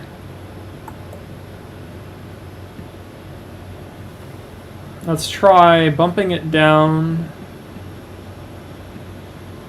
to 10 seconds. And we'll try bumping up the ISO quite a bit. Maybe not to the 52,000. We'll try this one.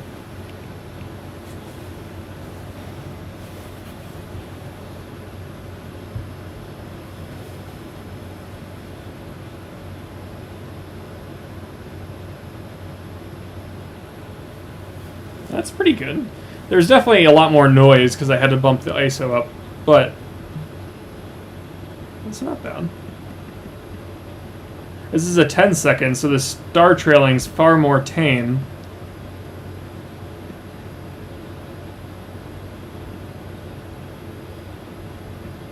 You're really getting a nice purple color from the nebula there. Purple and blue. If I remember correctly, the purpley reddish color is, that would signify actual, actual ionization of hydrogen, while the bluish color would be more just stellar reflection. I think that I don't think I have that flipped. I think that's the case. But let me know if I'm wrong, because I might be doubting myself here.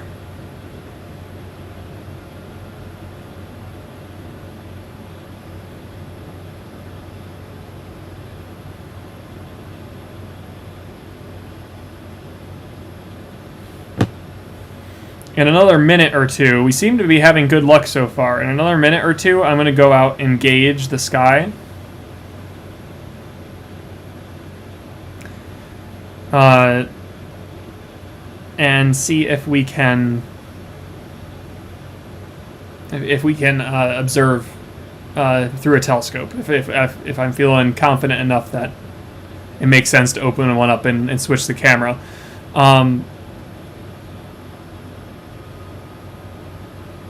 Yeah, because I do want to do that if I can tonight. It's been a while since I've been able to collect image data from a scope, especially. I got some image data for Saturn and Jupiter, but it really wasn't anything consequential.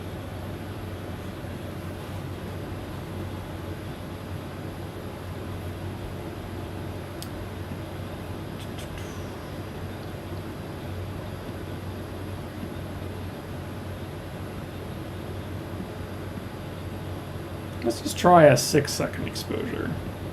See what we get.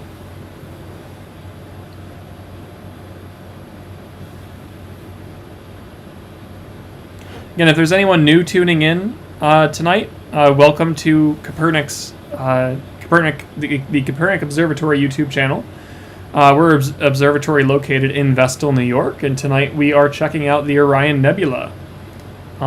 We are doing some wide field imaging right now as we await for the cloud pattern in the skies to become a little more clear, because right now it's still a little bit hazy and fading in and out. But if in the next few minutes I go out and see that things are clearing up significantly, then I think we'll switch to a telescope and get some zoomed in views of the Orion Nebula. But right now we're doing some wide angle shots. You can get where you see the live wide angle view in the big window, and then the window above me is showing the unprocessed exposures that I'm getting as I take some shots. Oh no, did it disappear? Oh jeez. See, I'm still not hyper confident about switching the cameras quite yet.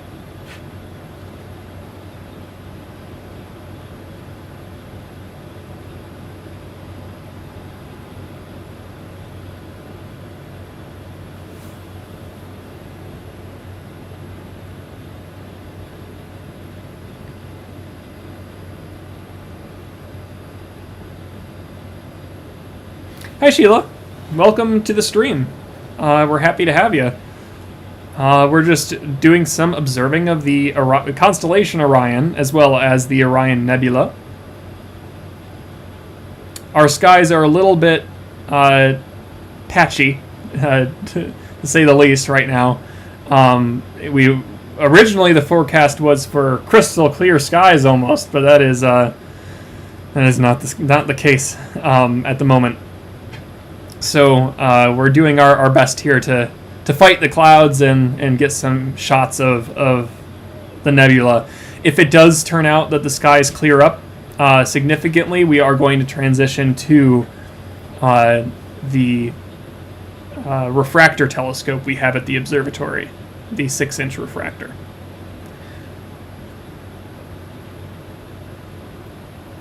You can see the stars of Orion sort of peeking in and out. And in the thumbnail above me, that's actually showing the my latest images that I'm taking during the stream here, the exposures. So those are I've been doing 5 to 20 second exposures depending on how the sky's behaving in that moment.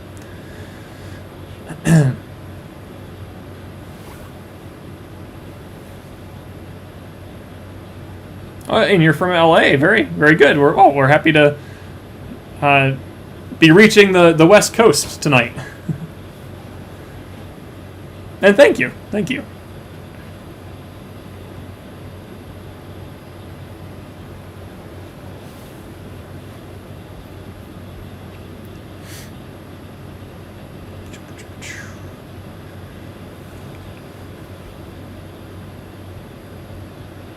So I'm going to get the next streaming template ready to go here. if it does in fact clear up and we can switch over to the telescope, I'm going to make sure that one's ready to go.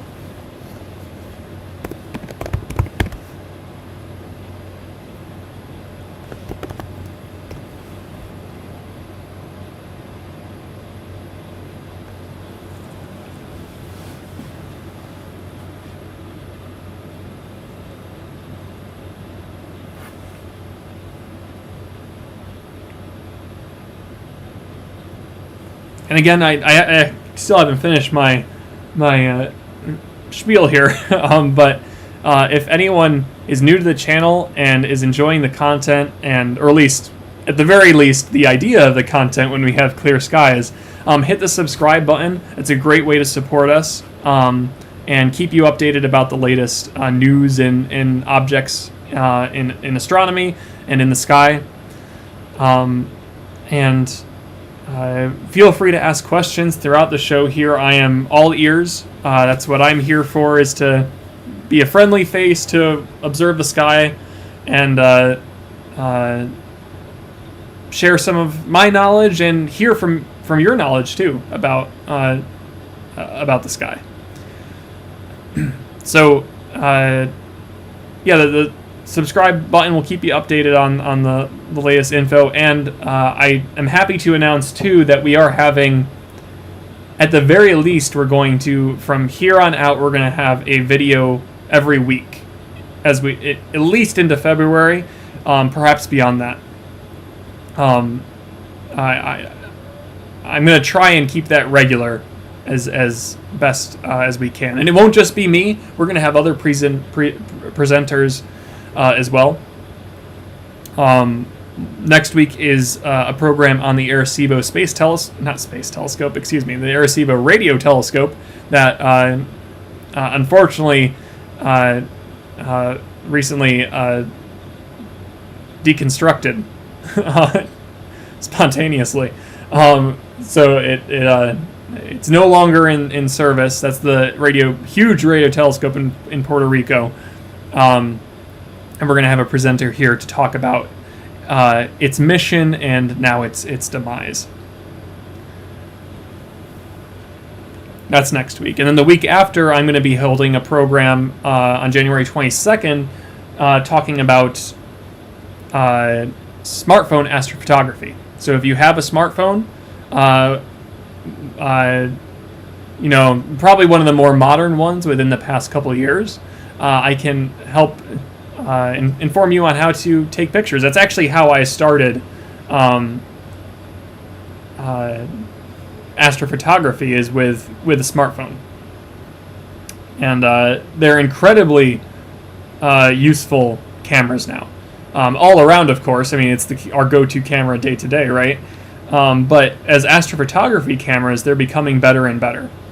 So I want to share my experiences with them. I remember I was even able to get some good astro photos back in the day with my what did I have? It was an Android Droid X or something, and it didn't have like the best camera. That was almost a decade ago, I think. Maybe like 8 years ago, and it was not a good camera even in just day to day, but it was good enough to get some good shots of the moon and even the planets to some capacity. Deep sky objects, it was a no-go though, but that's not the case for smartphones today. In fact, that image of the Orion Nebula, where it says telescope view in the thumbnail for this video, actually came from an iPhone. So you can even image great detail in nebulas with smartphones now. So that's what the whole program's going to be about. I'm excited for that one. As a little bit of a teaser, since that I can tease my own program probably better than the Arecibo program, because I'm going to be there to learn, watching with you guys on that one. Also, another great way to support us too is to hit the like button, the thumbs up button. That definitely shows that you know, you're engaged, and that we know what you're enjoying and what you're not. Let's take a new shot here of the constellation.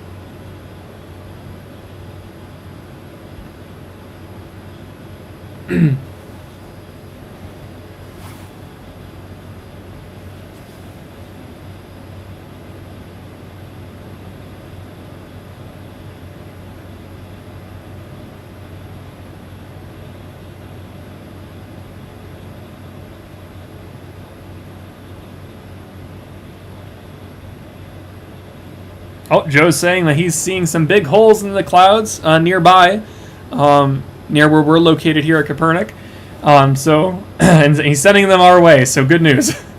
Hopefully we get some lengthy partings in the clouds that we can hook it up to the scope. I think I'm feeling better about it now.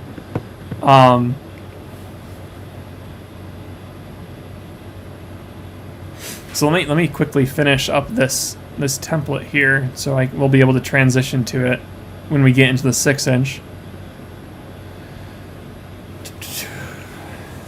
This will be the big part of the show for sure.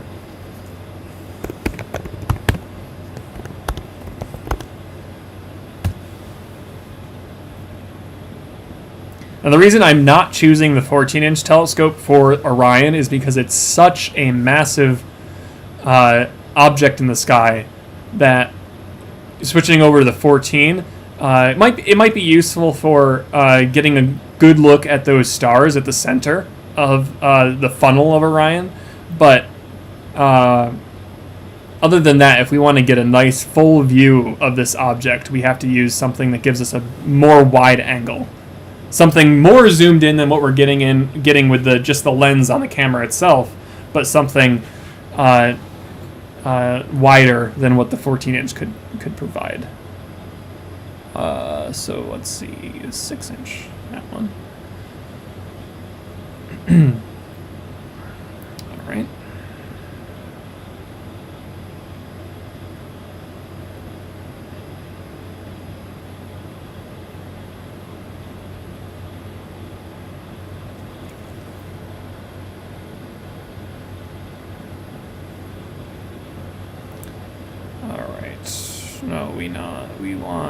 No, that's not what we want.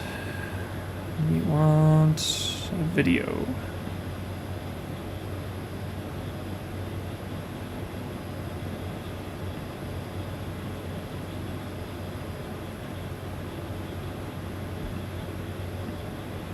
There we go.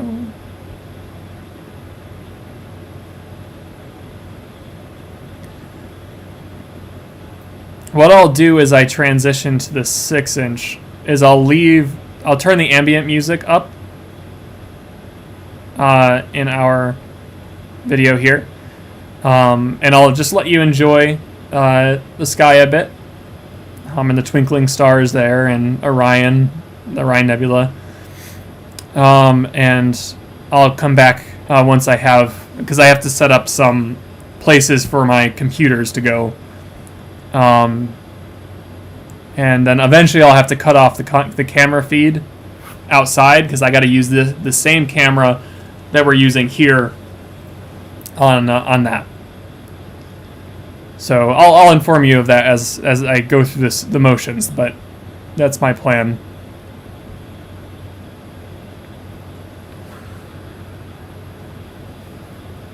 Okay.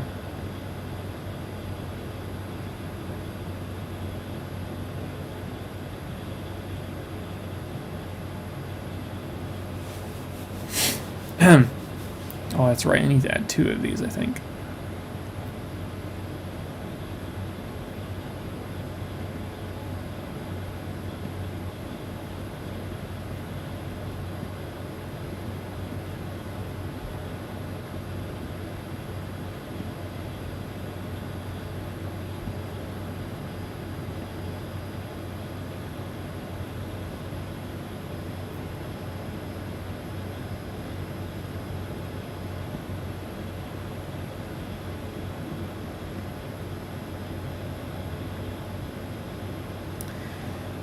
That's looking good.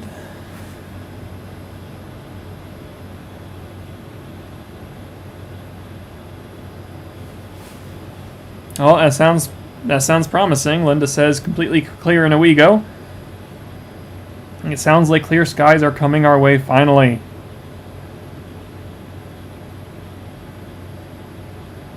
Yeah, there's no way I'd last in the domes for very long.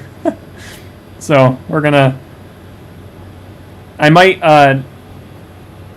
Yeah, I think what I'm going to try to do is be just outside the dome, so I can still have the space heater running next to me. And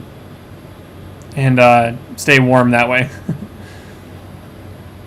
Because eventually I'll just start mumbling. Because my lips will start freezing.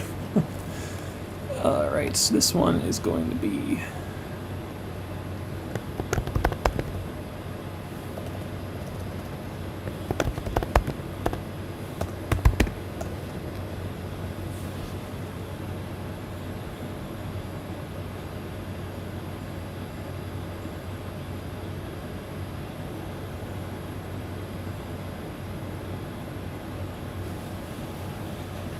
Oh, we need an audio file here.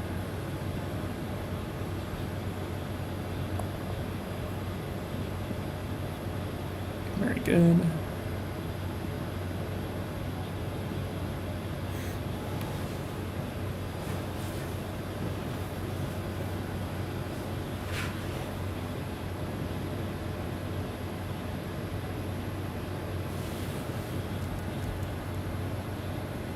All right. We want to edit this.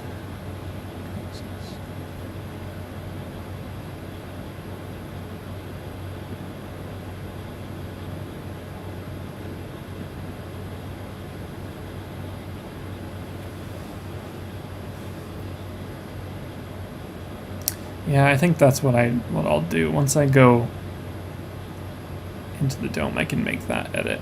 Okay. Alright, I have my plan to adjust the stream now. Once we get inside the 6-inch. I think based on...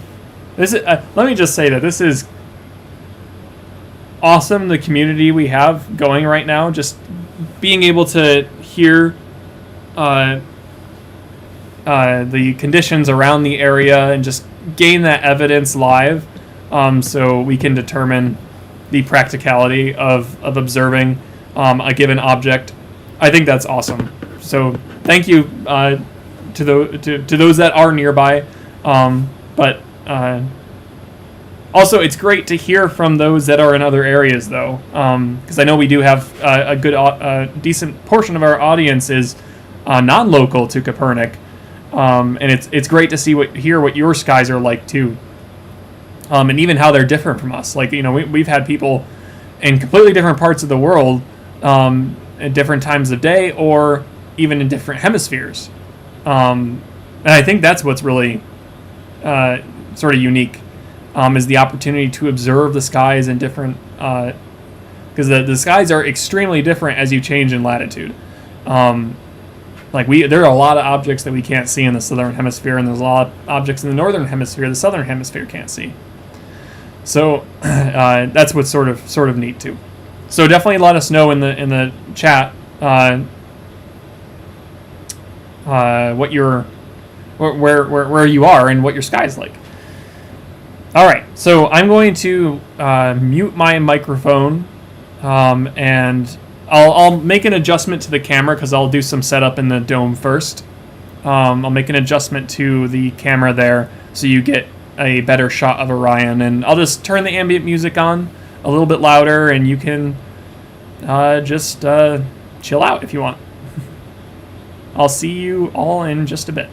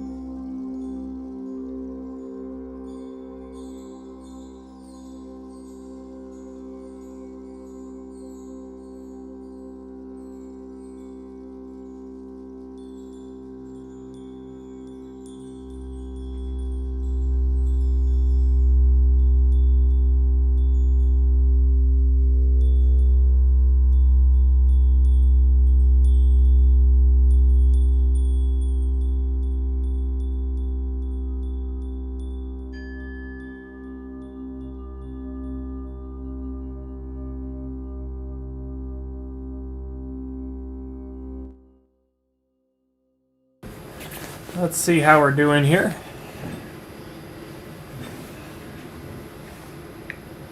Just want to check the stream.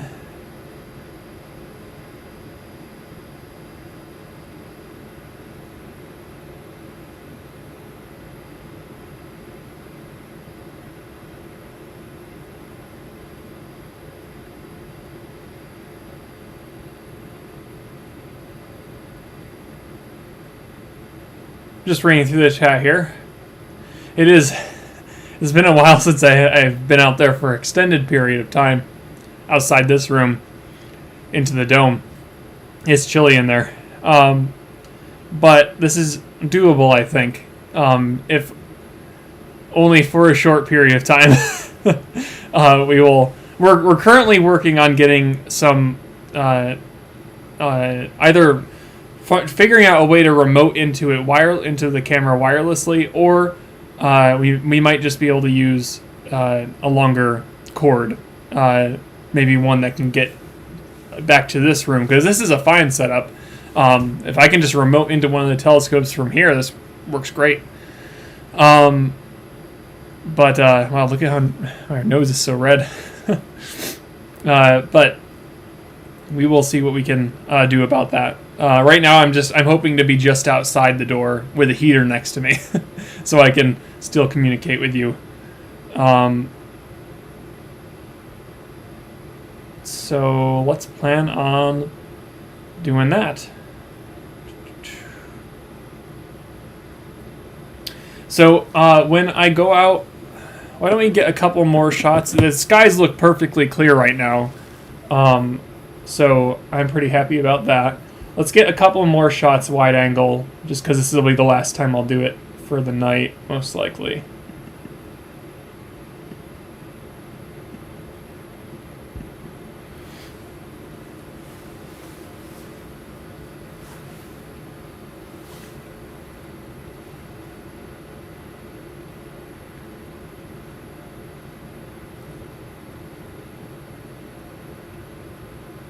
Oh yeah, look at that.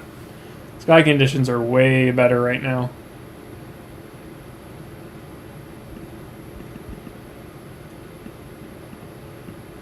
So keep these shots in mind.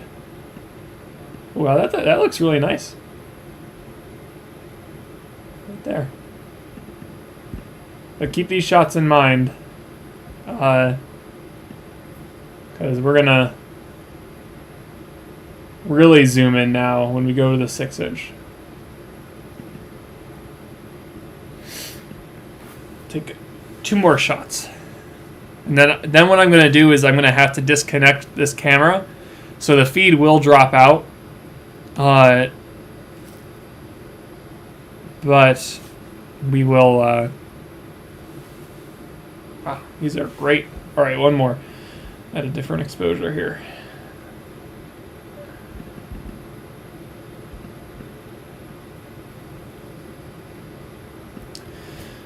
But I should be able to just plug the camera into the scope really quick, and get the stream's gonna keep going. It's just I'll make sure the camera feed stays on so you know I'm still here. But the camera feed the camera feed that's showing you the stars, the Orion and such, is going to drop out there.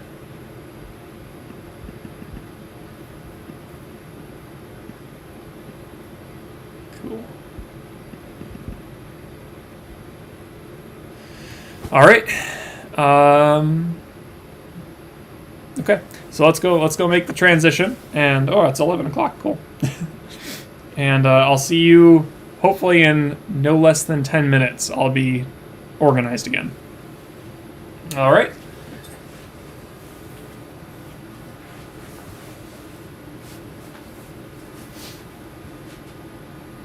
I may be subconsciously delaying the cold. I may have just used that opportunity to warm up a bit.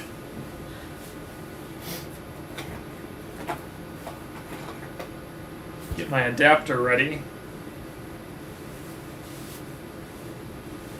Alright. Camera feed is going. Yeah, no, that's alright. Never mind. had a thought. Changed my mind.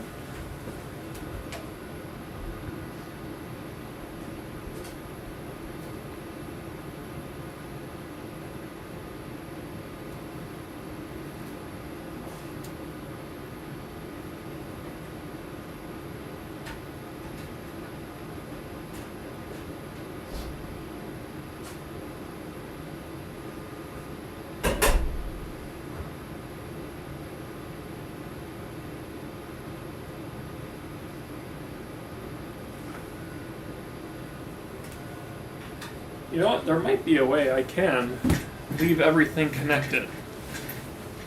I think I might be able to manage this. I have to unplug my laptop here from the wall.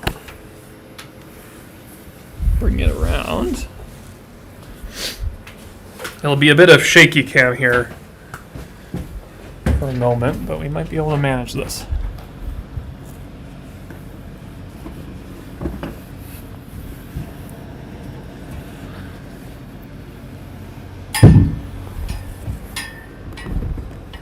Sort of get a bit of a tour of the observatory here.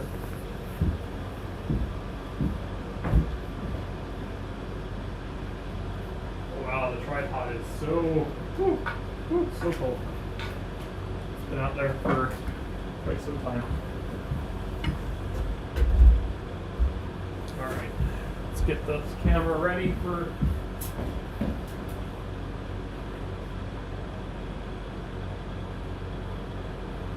This will at least hopefully make it so I don't run into any glitches like I did earlier.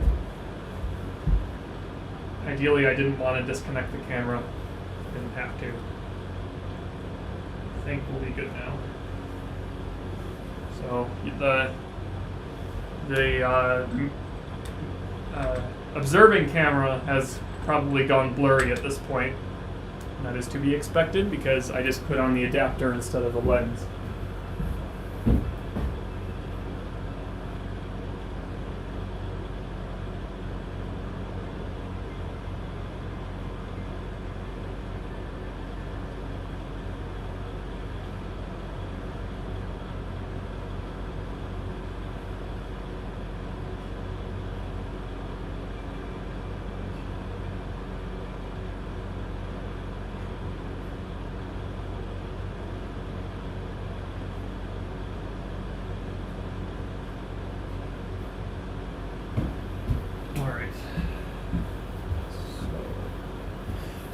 This over here.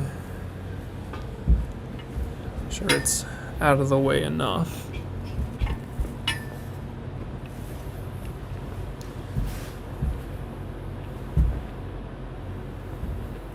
think I'm going to close that door.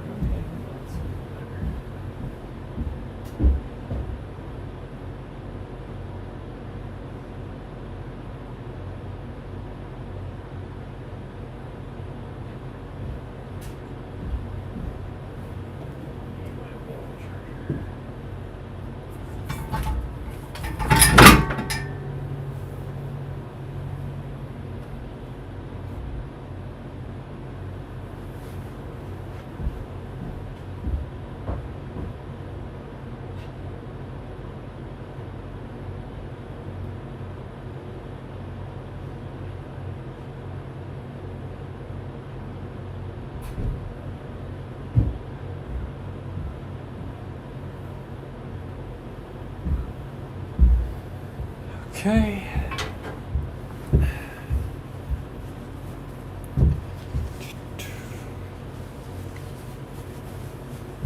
Currently, we're observing the ceiling.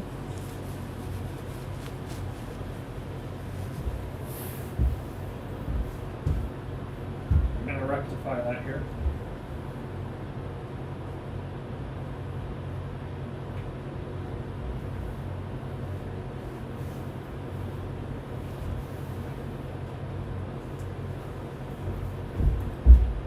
I really tangled up my cord.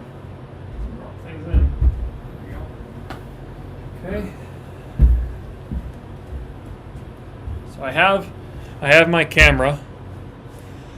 This is what's going to go into the 6-inch. Now, I don't really have a great way tonight to show you the 6. So I do have a picture, though, on our next slide. So you'll be able to see, for those that haven't seen the 6-inch before, you'll be able to see it through that. Did I lock this door? I guess I did.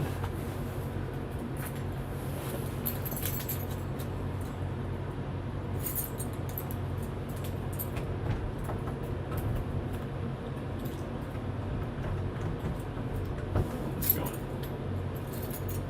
Oh, it's the wrong key. There's the key.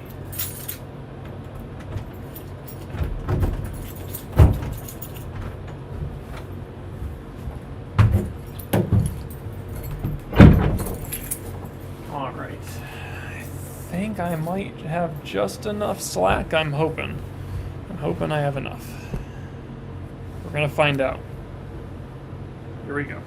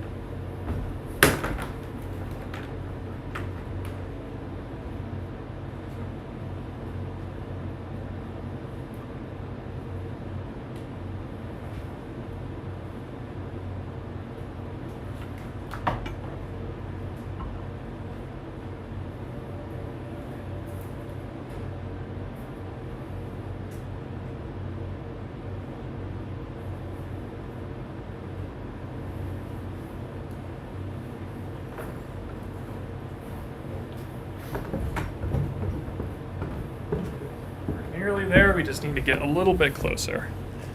See if that will do it.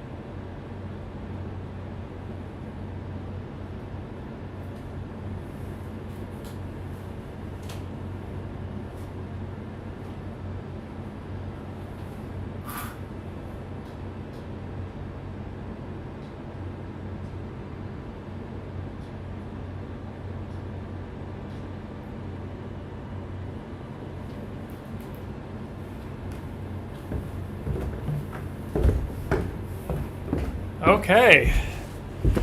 Awesome. Awesome, awesome. I'm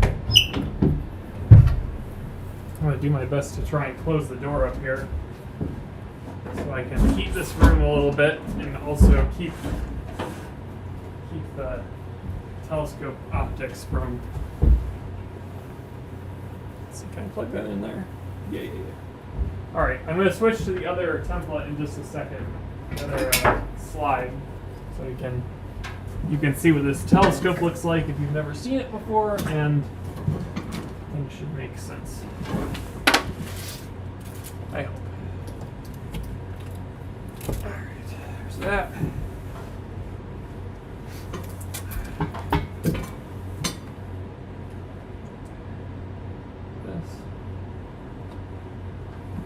Plugging my laptop in so I don't lose the stream, and then I'm going to close this door up.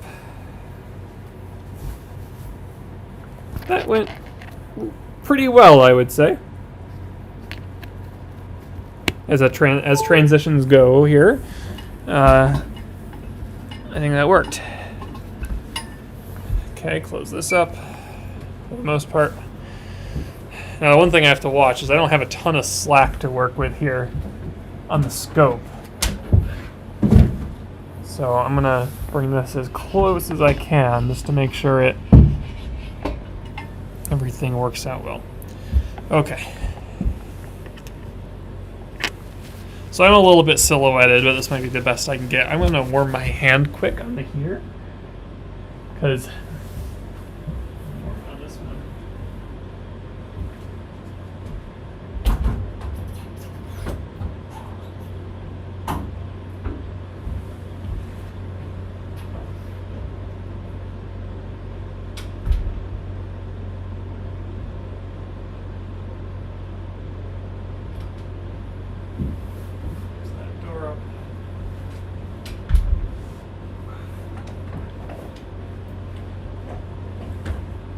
telescope metal is very cold. But unfortunately, to feel confident enough that I do lock down the equipment properly, I usually feel the need to take my gloves off for it. Unless it's hyper cold and I'm going to get frostbite immediately. That would not be fun. My second screen over. Looks like we still have a steady centered view of the Orion Nebula there. That's good news. All right. Let's see. I want to transition to this one.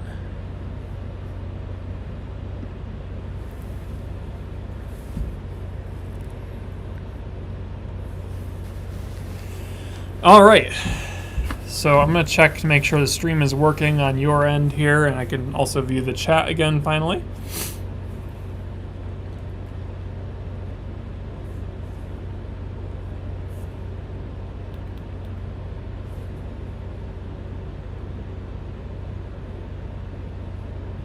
Okay, so this is the what we're seeing here is the Orion Nebula zoomed in, and you're actually able to make out quite a lot of detail in the object. You of course see the bright core, and that core is full of newborn stars. So it's amazing how stable this it is. Yeah, it is the live feed. I'm definitely not on the image one. I'm on the... It could do with a bit of focusing. So what I'm going to do, maybe... You know what? I think I can take this up with me and focus it from... Oh, no. Actually, I shouldn't have to do that at all. I think it could use more focusing, though. So I'm going to go up and refocus it.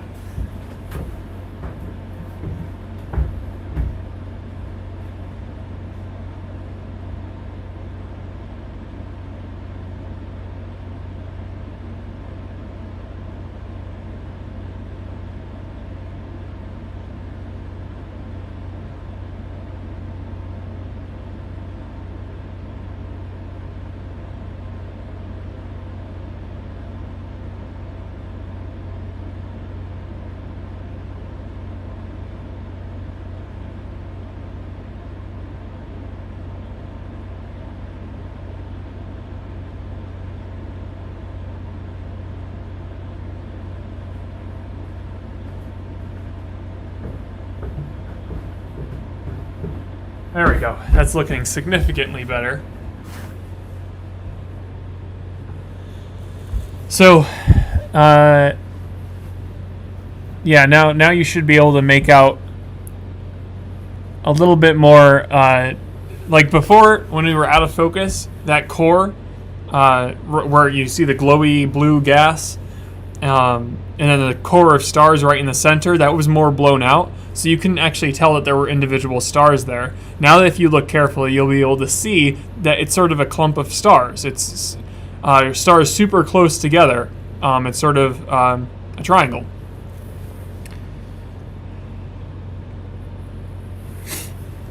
So this is live footage of it.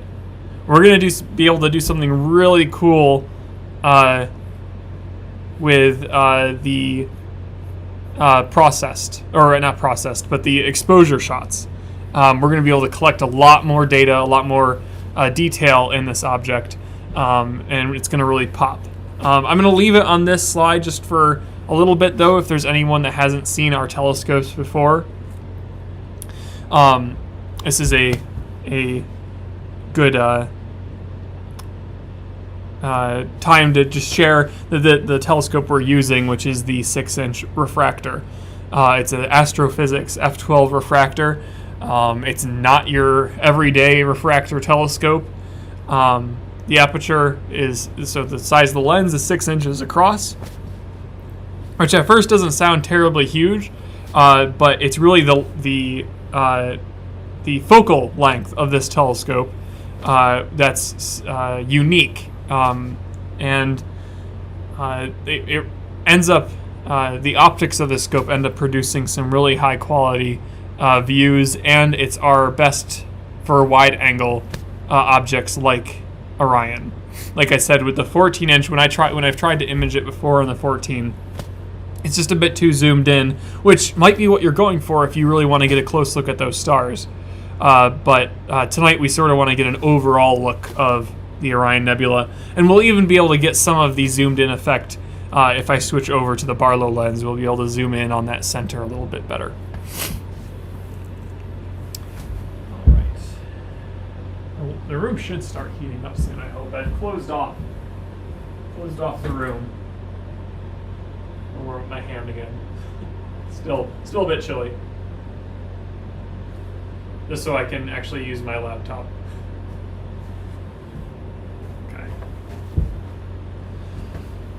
Alrighty.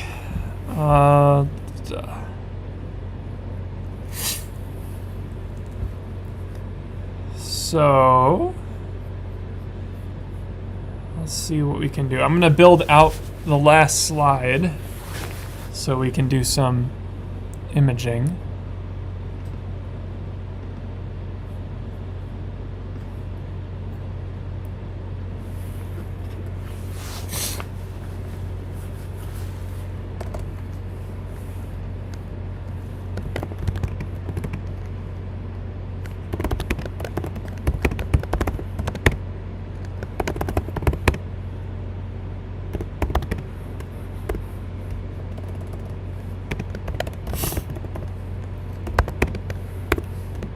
And then we can really start having some fun with imaging, really testing it out.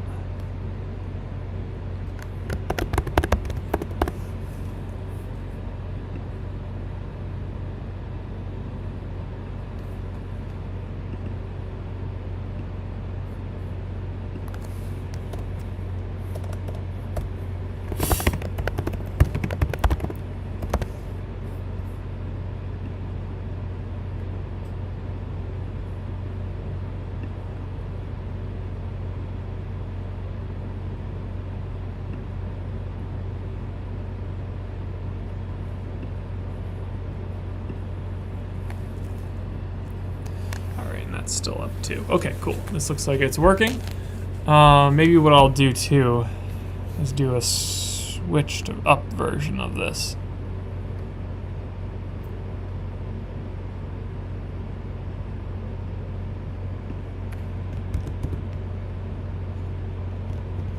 Uh-oh. What happened there?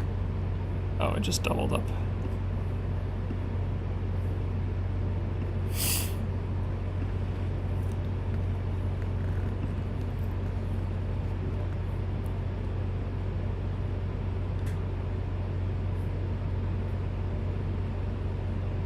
What do I want to do here?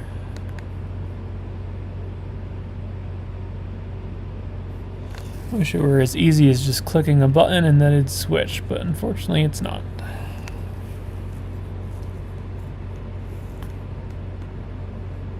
Well, I can build it out more once we switch over to this one. We can build one more.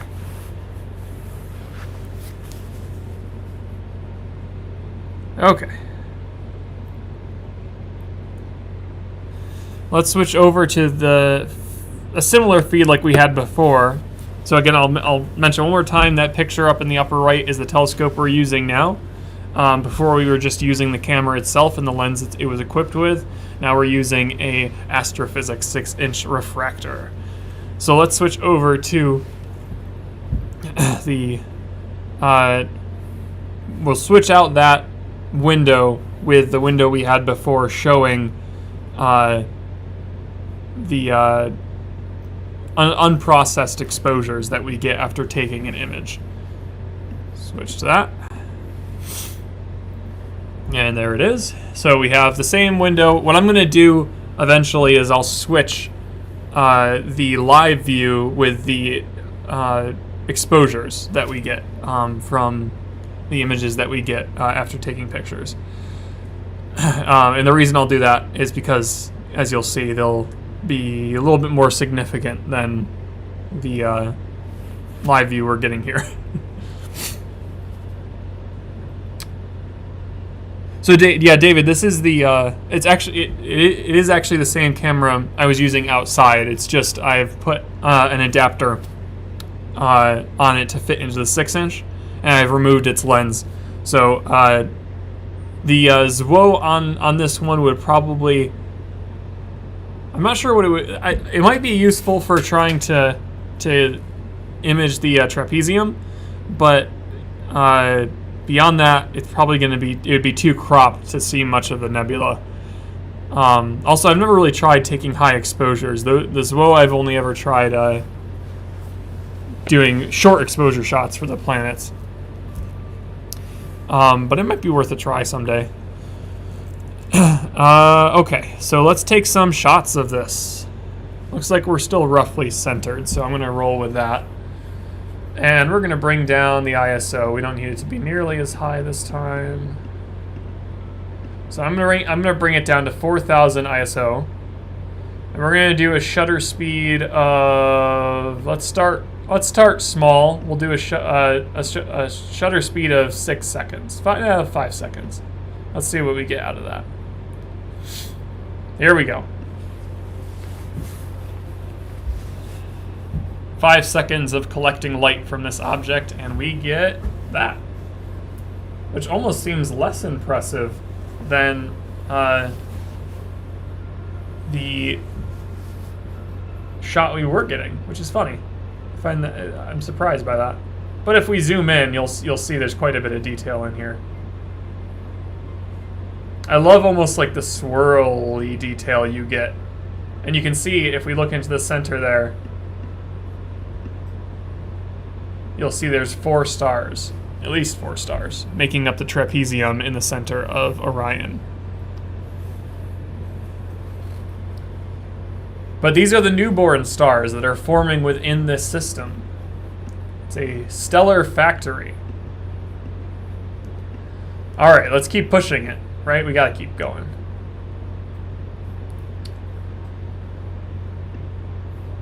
Let's go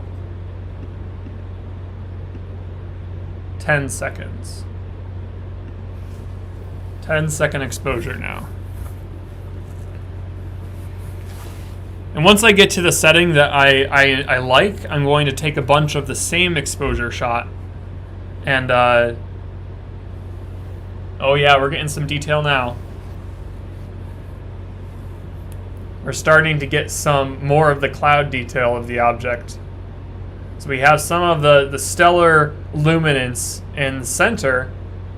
That's just the actual light, the starlight from those stars in the trapezium and around that region reflecting off the clouds. We want to get some of the, and we're actually starting to, some of the more purplish light and the reddish light, and that is significant because it's showing us the ionization of hydrogen.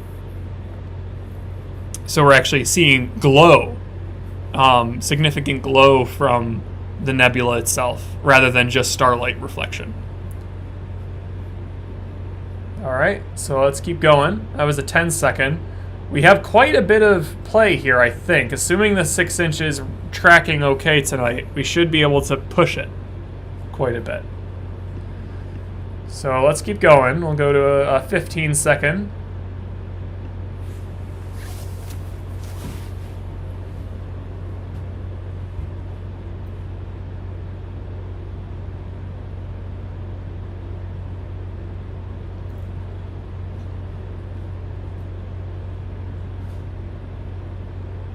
Oh, yeah, now we're getting some good detail.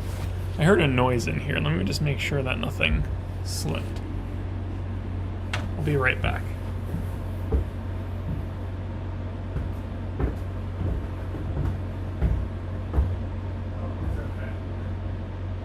We are about to.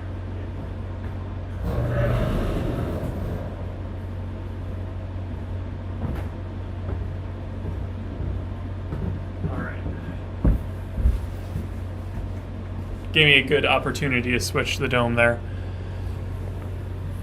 Alright, yeah, we're starting to get some good detail in the object now. Let's zoom in a bit here and see what we got. This was a 15-second exposure. And look at that. We're starting to get some significant ionization. Same spectral as the stellar reflectance. So this is both a reflectance nebula, meaning there's starlight reflecting, as well as the ionization from hydrogen. So we're piecing together more and more of this as it goes on, and you're starting to see the funnel shape of this system, which we sort of saw when we were doing our long exposures outside. But now it's and you can also see some of the nebulosity around this system, this star here, which is also part of the nebula. So it's more than just this structure. You're going to see it. It's going to keep growing as we increase the exposure. So let's do just that. Let's keep going.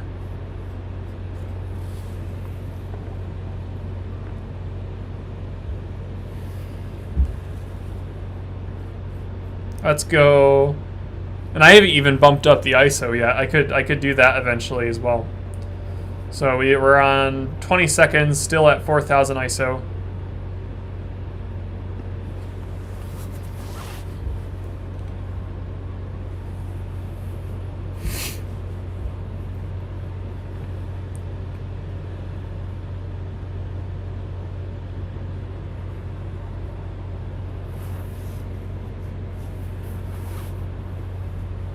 And it looks like we have some more viewers showing up, so welcome. If you're new to the channel, please chat with us in the live chat there. We'd love to hear from you. And tell us where you are and like where you live and how the skies are there. We're in Vestal, New York, here at Kopernik Observatory, and you're watching the Kopernik channel. And we do programs, observing programs like this, as well as scientific discussions and presentations. Like next week, we have a program on the Arecibo radio telescope in Puerto Rico that recently met its demise, and that's what the presentation is going to be on from one of the astronomers that worked on it. Tonight we're focused on the Orion Nebula. And we're doing some imaging of it through our 6-inch refractor telescope, which you can see. Let me switch back to that quickly. If I switch back to this one, in the upper right-hand side there, in that window, you'll see the 6-inch refractor that we're using for our imaging tonight, as well as a mirrorless camera. That's was actually taking the pictures.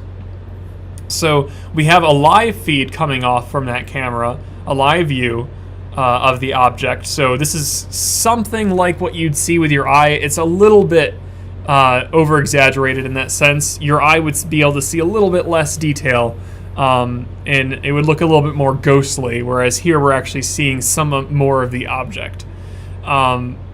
Just because of the nature of the sensor, it's just way more sensitive to this kind of light and these dark objects compared to the human eye. Now what we're doing in the upper right pane there is taking long exposures of this object. So that means collecting more and more light over time, over a set period of time, and collecting as much of it and piecing together a more complete photo of what this object looks like. This is not how the human eye works, of course. We can't just flip our eyes to a setting where we collect a bunch of light over time, over a period of time. This is where we have to use cameras to get this detail. So if you're enjoying this content, please subscribe to our channel. We're going to keep doing observing programs like this. We have one every single week. We have one planned for every single week as we head into February, and we're hoping to continue them as time goes on. We might even double up some weeks because some of the programs are going to be presentation related, and the other ones are going to be observing programs like this one. So be on the lookout for those. You can visit our website, Kopernik.org, for more details on those events. We'll post, and this is a good way to keep updated too on our channel. We'll post some links for those videos, so you can get more details about the programs coming up. So again, feel free to chat with our audience. I am so happy to say that we have such an awesome community that loves to chat about astronomy and science, and are just we're just an overall friendly group. So feel free to join in our discussion, and we'd love to have you. So let's see. We have a question from Yankees 20 fan. They say, is that a satellite tracking in the upper right? So in our exposure shot, if I pan over here, we'll zoom in a bit. Whoops! Whoa, too far, right into the trapezium. It is cool, isn't it? Yeah, it's a satellite. Flying right into the trapezium, it looks like, or flying right out of it. Maybe we got a UFO. Good catch there. Yeah, it looks pretty good. Looks pretty good. Now this was a 20-second exposure, I believe. I think we can keep pushing it. I don't see any evidence of star trailing yet. The scope seems to be tracking pretty well. One thing I want to do too eventually is see if I can focus it a bit better. I think there's some room for that, but I'm going to have to play with the focus to see if I can improve it. All right, but let's take some longer exposure shots and see just how far we can push this. Let's go 25 seconds. Again, I still haven't adjusted the ISO. It's still at 4,000.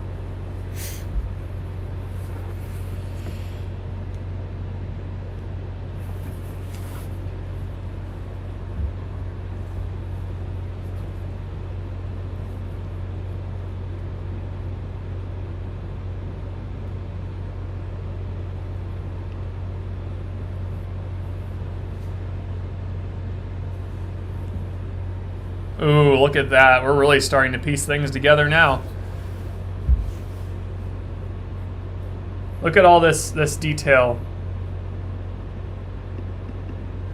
All this nebulosity down here, these dark clouds. Again, we're picking up more and more of that ionized hydrogen. This purple color is evidence of that, while the blue color is just the reflectance of starlight. There's this big, huge cloud. Almost looks like an eagle flying through space. Here's his head, right? And the wings stretching out. And up here we have some nebulosity around this young star as well. Sort of a almost spherical nebulosity.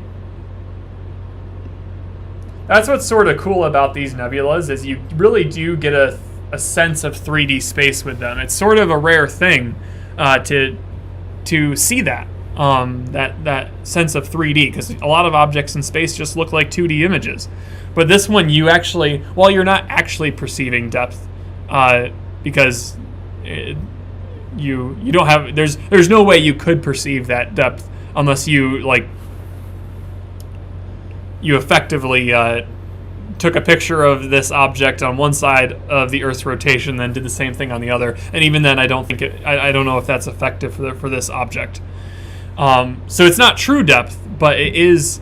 Your brain is sort of piecing together how this object would be structured in 3D space, just based on how you recognize things in real life. So it's pretty cool. Let's keep going. This is 25 seconds. We'll just keep pushing it. We can even go to the bulb setting, which will allow us to take as long of an exposure as we want. Let's go 30 seconds. I think I hit. I think I did it.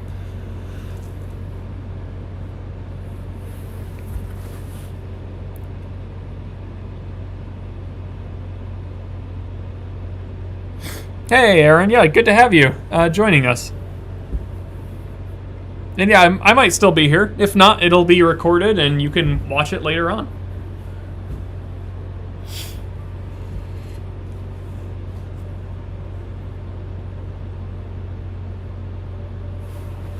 All right, this was a 30-second, and wow, yeah, we're really picking up detail now. Look at that.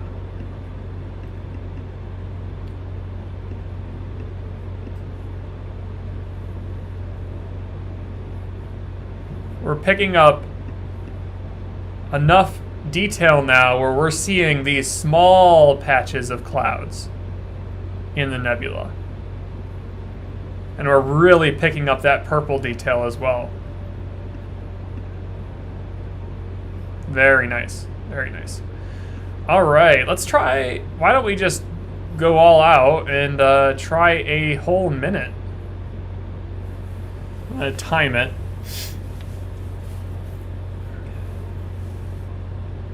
Do my best to time it here.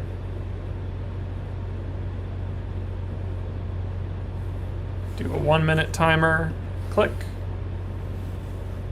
1 minute. Oh, do you have to hold it? How does that work? Huh, I think you have to hold it for some reason.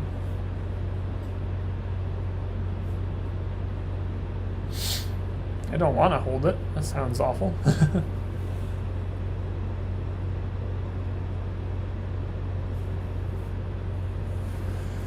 Let's just go give that a try. Cancel, 1 minute.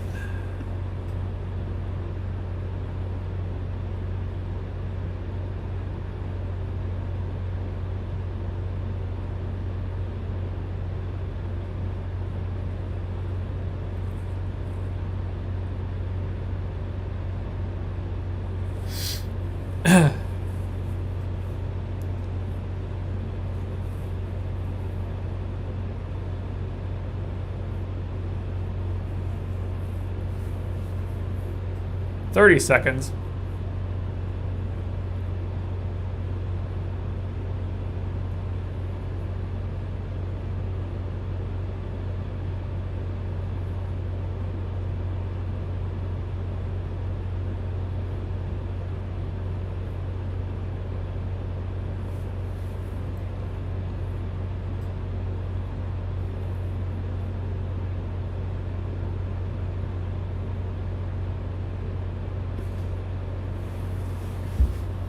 Oh wow, look at that. Jeez. Whew. So, give you a sense here. We can go back in time a little bit. So, here's 5 seconds. Here's 10 seconds. Here's 13, I think. 15. No. This is 15. This is 20. This is 25. This is 30. And that is 1 minute. Now we lost a lot of the detail in this at the center. It might still be there to some degree. Like, let's see if we can find the trapezium. For the most part, the trapezium's gone. It's right in the center of that really bright white core. Yeah. But you lose the trapezium, but look at how much you gain. Like here, the trapezium's still... Now, when I say the trapezium, that's the structure of stars at the center. This sort of group of 4 stars that you can see and break apart there.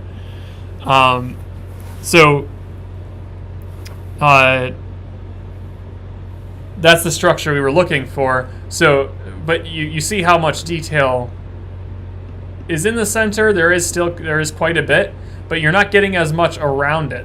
But if we switch to the 1 minute exposure, look at the difference between those two. It might be a bit punny, but it really is night and day, right? It's like a light bulb turning on. And then if you go to like down to the 5 second exposure here, watch this. 5 seconds, 1 minute. 5 seconds, 1 minute. It's like going to the eye doctor, right? I kind of want to keep pushing it because I still don't see star trails. So I think I'm gonna.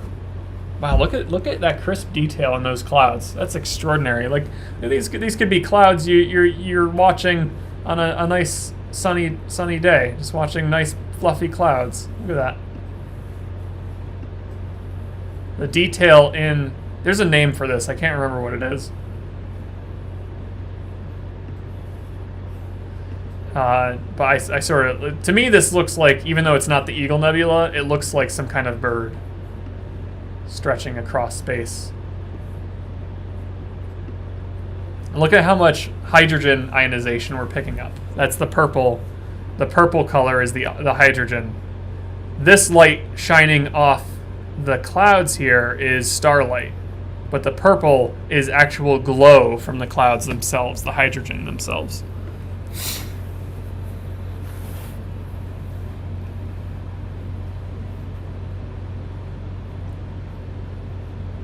Okay, yeah, let's keep pushing it. Let's keep going. I am all for it.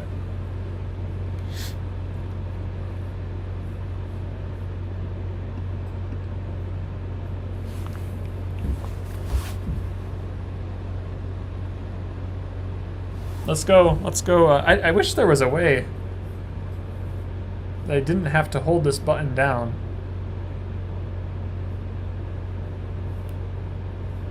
It's forcing me to like hold the bulb button. I don't really want to do that.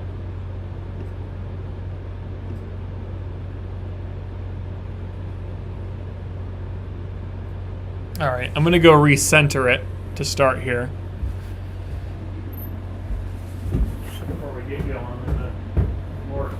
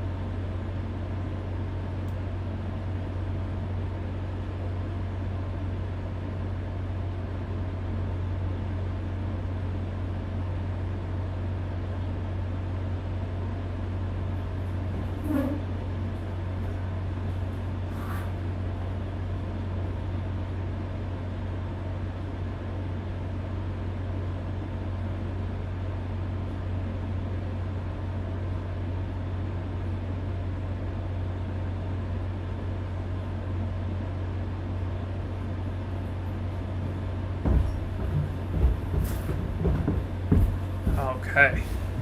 Now I think it might be appropriate to maybe, let me see. I think I have to move the dome as well.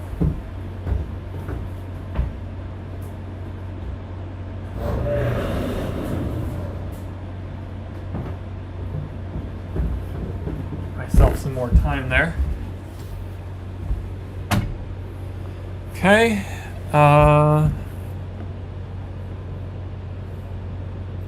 Yeah, I think it might be appropriate to switch these views of, where are we here? Where's my mouse? There it is. Yeah, to switch these views here. So you get you just get the live view, because there's too much black space in the live view, I think.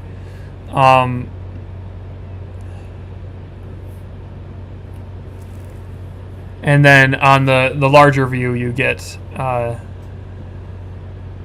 the exposure shots. I think that's going to work a lot better.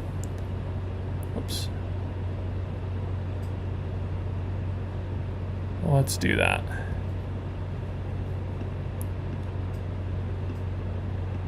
This one's going to go here. This one's going to go here.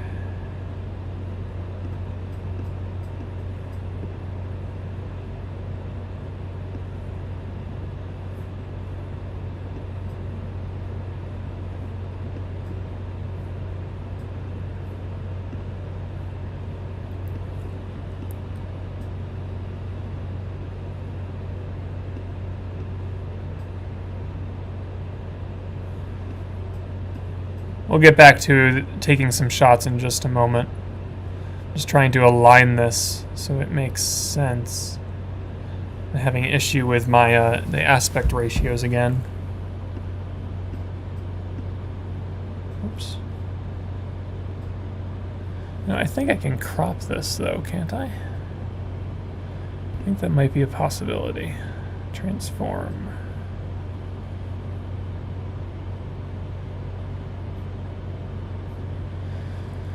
Maybe I can't crop it.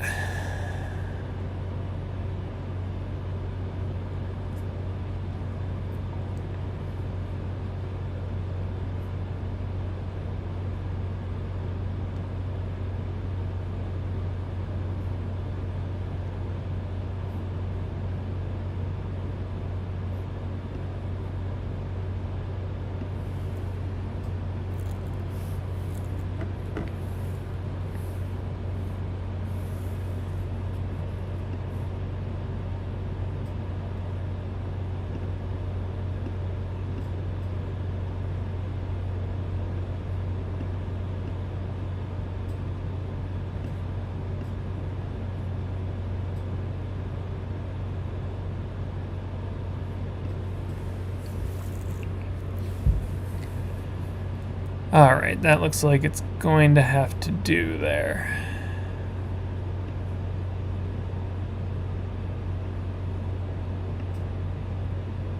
It's not perfect, but we'll roll with it. Let me just change the text.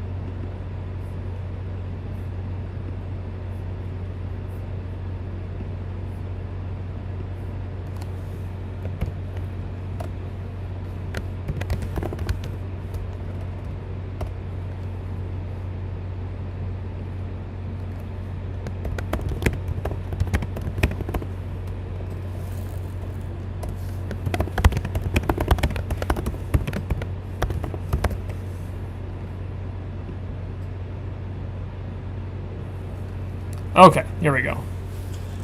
So I'm not able to crop it. At least I don't know of an immediate way to do that, and I don't want to spend too much time trying to figure that out if there is a way. So you're going to see some of the UI. I apologize for that. But I've switched the two views, so now we'll be able to pay better attention to the exposures rather than the live view, and we won't have as much black space there. Okay. So let's go ahead and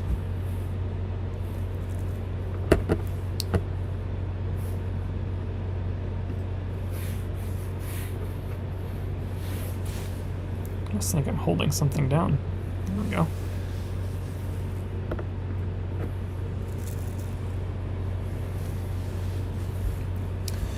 Okay.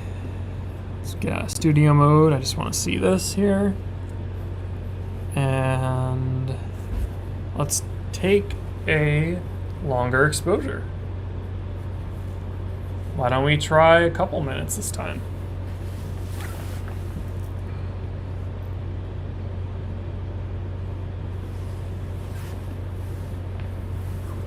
I also adjusted the focus a bit, so we'll see if that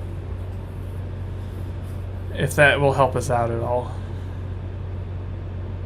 It's not too bad, but there might be a little bit more room for getting some crisp details. Now, really, I probably shouldn't be testing the focus on a 2-minute exposure. It's a bit of a waste of time, but we'll see how it looks. And if we feel like we need to adjust the focus, then we will do some short exposures to determine what is the best level. 1,500 light years away looks like it's right next door. I completely agree with you. It's amazing what cameras can do. Makes it feel a little bit closer.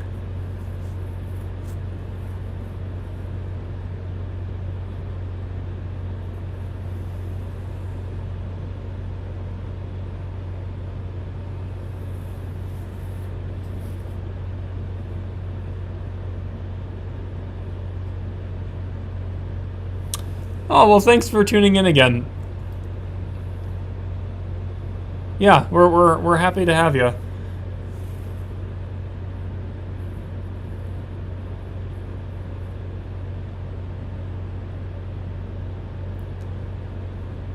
I'm glad we're seeing success with the Orion Nebula tonight. I was worried we're going to get clouded out again, which after the Jupiter-Saturn conjunction would have just been sad.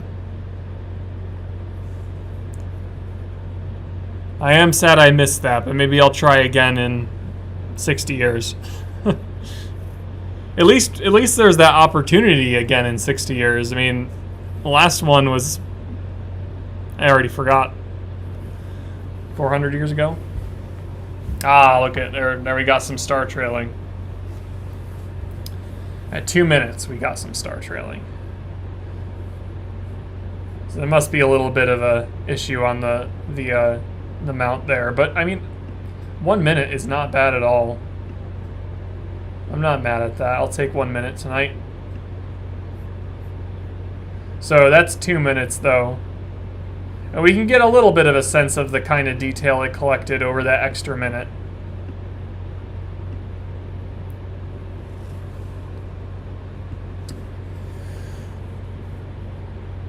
It's not clear detail, but you can get a sense of what it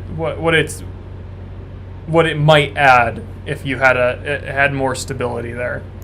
But I'm not mad at that 1 minute exposure. I think I might just do a bunch of those.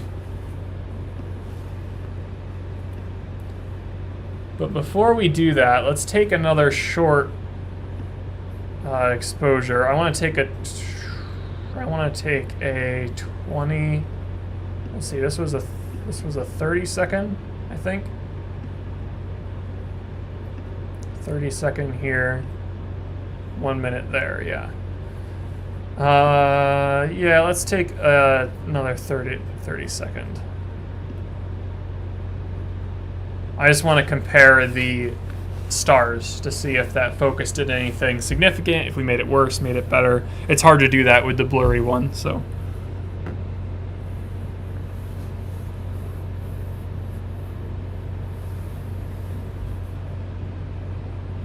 Oh no, 121. I'll be, what did I figure out I was going to be? 85, I think.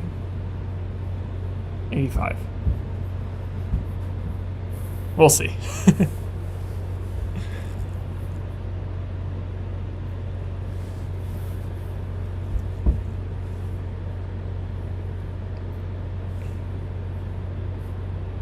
Oh, did it come up already? I guess it did.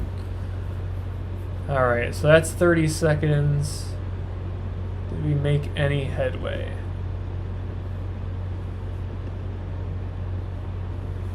You can see the amount of rotation that has happened in the image since just in those, you know, however long it's been, 15, 20 minutes. I'm going to try and pay careful attention here.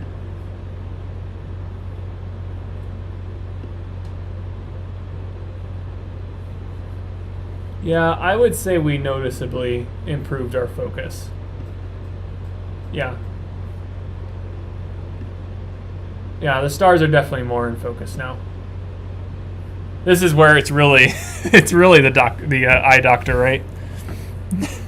1 or 2, 3 or 4.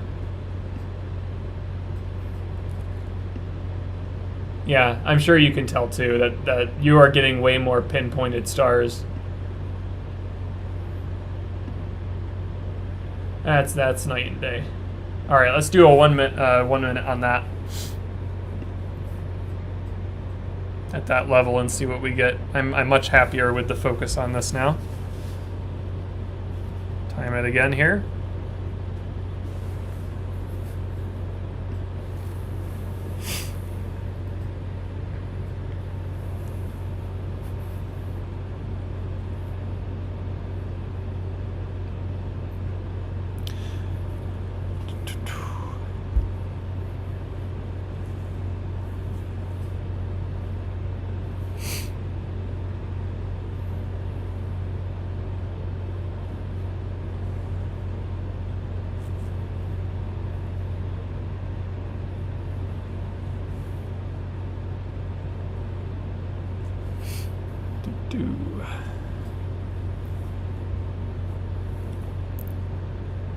This is where the fun part of astronomy comes in, I think.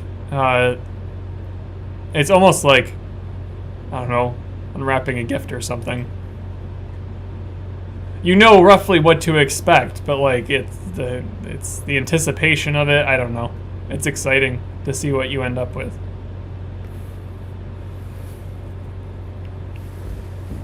All right, we'll do a comparison now of the 1 minute exposures to see how they fare. Oh yeah. Oh yep, definitely. That's quite a bit better. Getting way more crispness in the image there.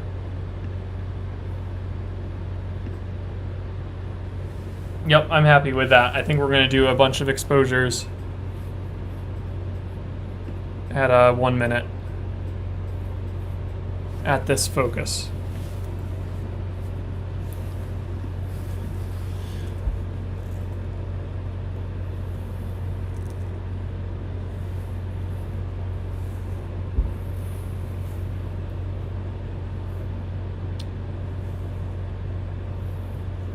I'm not sure if we have any new viewers at the moment, or if it's just the audience is sticking with me. If so, that's awesome.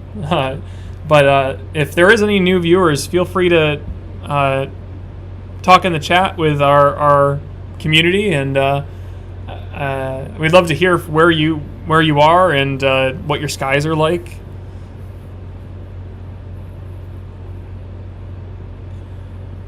And if you're interested in future programs like this, we are going to have a video every week through February.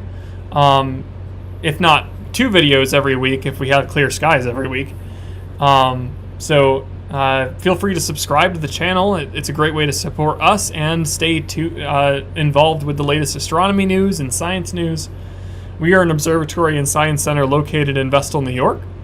And oh, there we go. We got another batch of another Orion photo there. or of the Orion Nebula.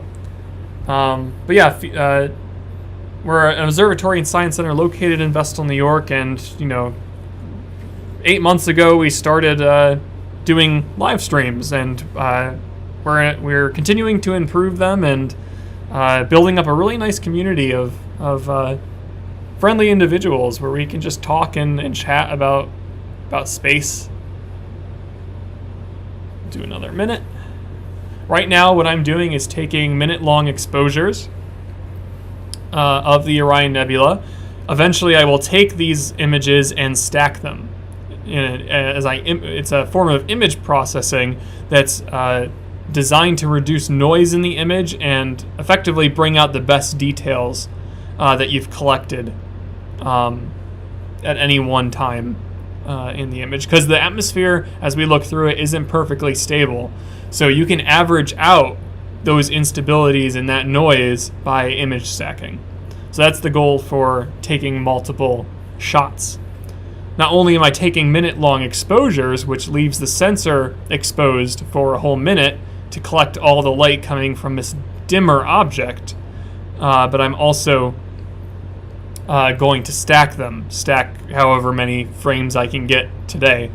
Right now I'm, a frame every minute is the rate I'm taking these shots at.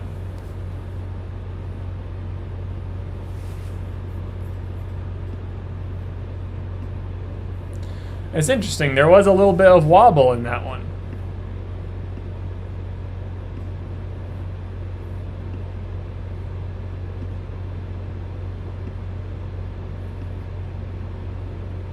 Curious. Okay, let's keep going. Do another minute.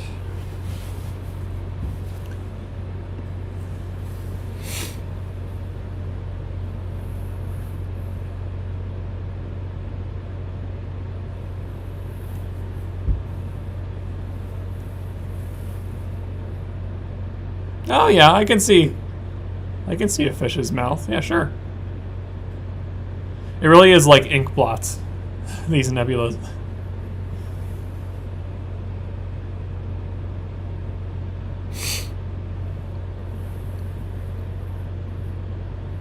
As far Matambela, as far as exposing it goes, I can technically, leave the bulb open as long as I want. So bulb mode, I guess, meaning I expose the sensor for as long as I want. But the main limit, of course, is the movement or the imperfect tracking on the mount for the 6-inch. Right now it's imperfect. It must just need a bit of a realignment. It looks like we got back to our. It didn't shift so much that time. It's a little bit clearer. So we'll keep going. So the 2 minutes was a bit too high. I might be able to get by a minute 30, minute 45. I haven't tried that. It might be worth a go after we get these minute-long shots. I also want to do some 30-second shots so I can get a clearer view of the trapezium. One other thing we can do, if anyone's interested, is we can zoom in a bit more with the Barlow lens and take a look at that trapezium up close. That is an option.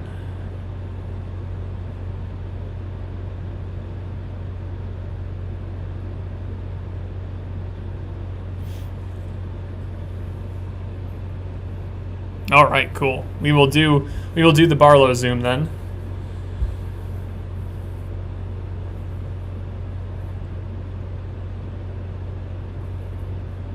Oh, look at that. We made it to midnight. Made it to January 9th. There's another minute. I'll get a few more shots at the minute long, so just bear with me. This is a bit of a waiting game. But you can. I'm not sure exactly when I'll get to processing these photos. I might feel inspired enough, which I often do, to just get it out of the way tomorrow. I shouldn't even say get it out of the way. It sounds like a chore. No, it actually is fun to go through the processing experience because it's an opportunity to sort of make it your own and bring out details that you want to focus on and share with others. And there's a bit of creative aspect to that part. But the results of that we will post on Facebook, Instagram, and Twitter if you are interested in seeing the final processed results. That is where you will find them. And I am excited for this one because I'm going to make it a background on one, if not all, of my devices. Because I have never done a fully processed view of the Orion Nebula. So I might make it into and share the results of the wallpaper I make.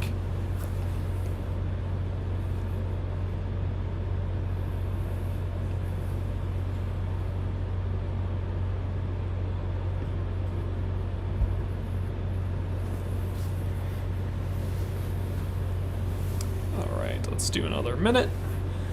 I'm just sitting here pressing and holding a button because I haven't figured out how to get it to do that for me. So I'm free to just answer questions here if anyone has any.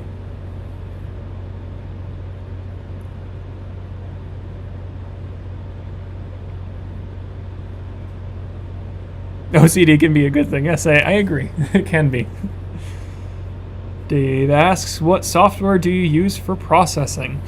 So this one, what did I use for the Trifid? I did a decent shot of the Trifid over the summer.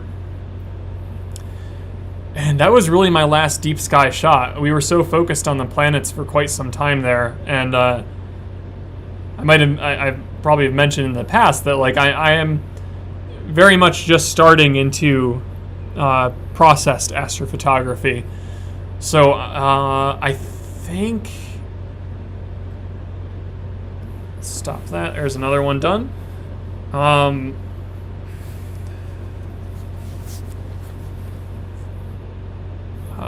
Oops, I gotta go back, hang on. I gotta reset my timer. What did I use? There's Deep Sky Stacker. I know I used that for something. It might have been for the Trifid. I looked a little bit into... No, Sequitur is for, I think, more landscape or wide field shots of the sky. So that I do have that downloaded, and I did use it for some test shots, but I didn't get very far quite yet. It must have been Deep Sky Stacker. I think that was the one. So this is going to re-jog my memory on my processing process. But after the stacking, you know, I just bring it into Lightroom or Photoshop, depending on how I feel, and make the final edits that way.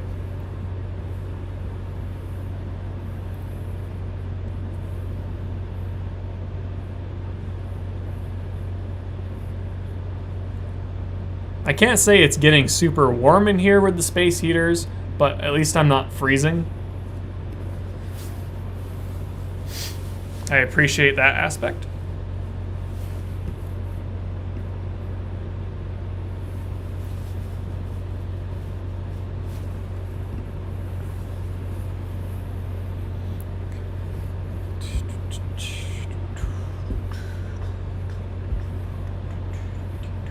I'm just realizing I never adjusted the ISO either. We could try that too. We'll count up how many images we have here and maybe play around with the sensitivity. Maybe we can get some good 30-second exposures with that. Cut the time down a bit. It's a balancing act.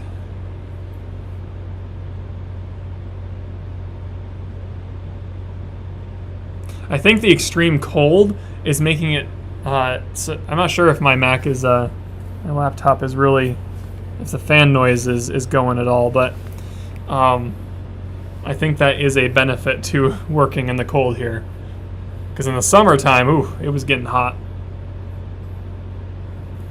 I believe we are actually getting a streaming laptop that could definitely sub in and for this one. Because this one, isn't exactly. I mean, it's working, but not without some faults.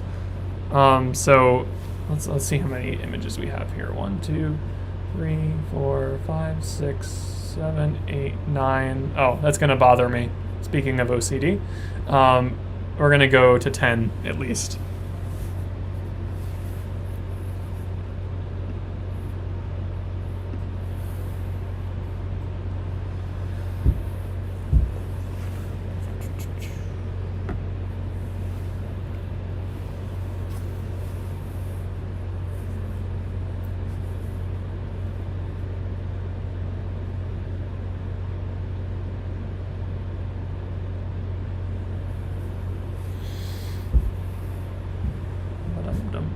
Okie doke.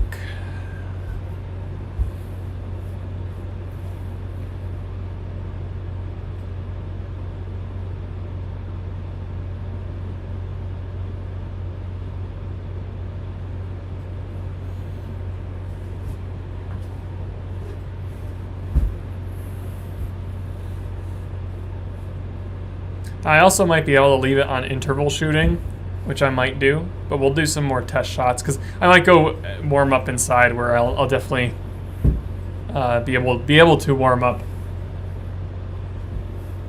And I'll just leave the camera running so you can see the live shots update.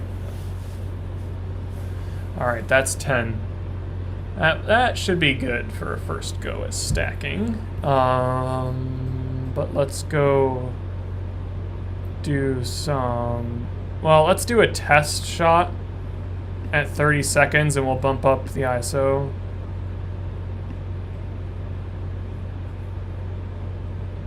$16,000 ISO, no big deal. That's only 10 times what I had before.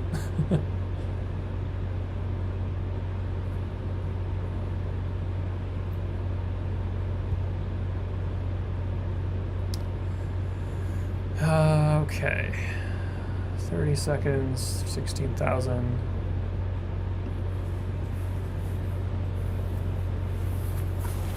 Very good.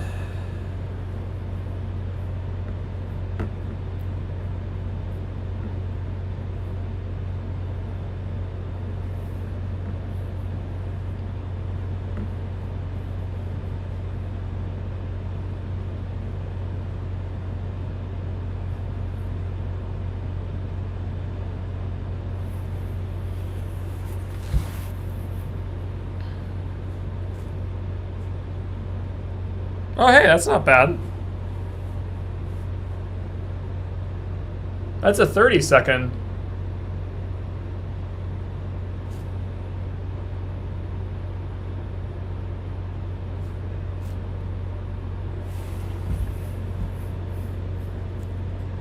Uh-oh, what happened?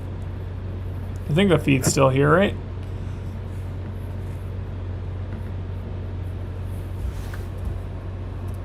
Why did we lose connection there? Yeah, you guys are still on. I guess this my second screen just disconnected. I guess that's the problem I'm experiencing. Yeah, it looks like the stream's still running. Okay. All right. Let me just bring that second screen back up here. Hopefully.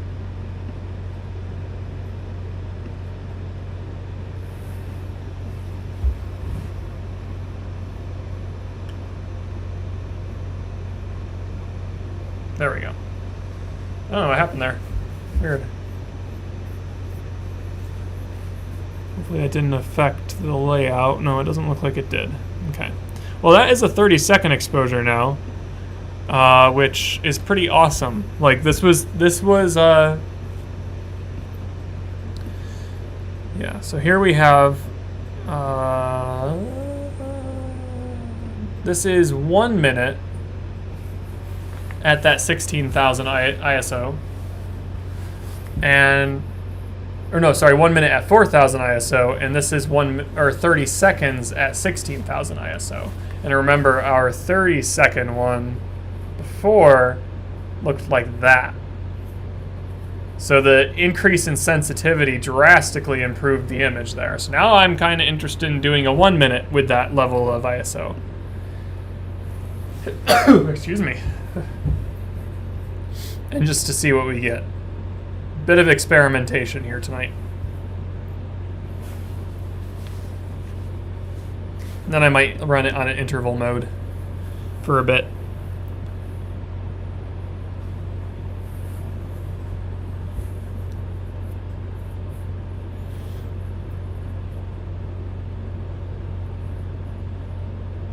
We do get a fair bit of noise and brightness from the image, but that can always be reduced in processing.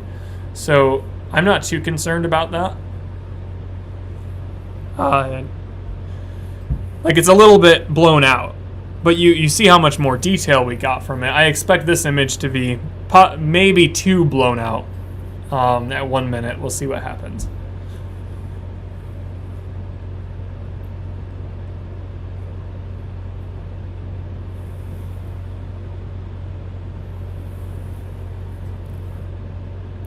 Oh, that's how you spell Gesundheit, huh?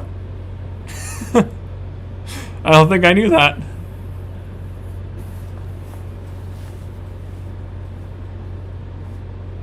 Yeah, see, that one is 1 minute.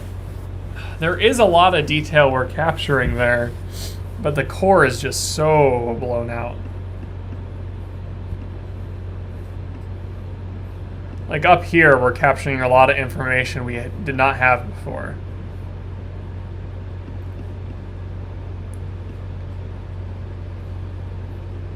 It's not. It's definitely, like, compare these here. That's the 1 minute from before. Oh, I don't know why.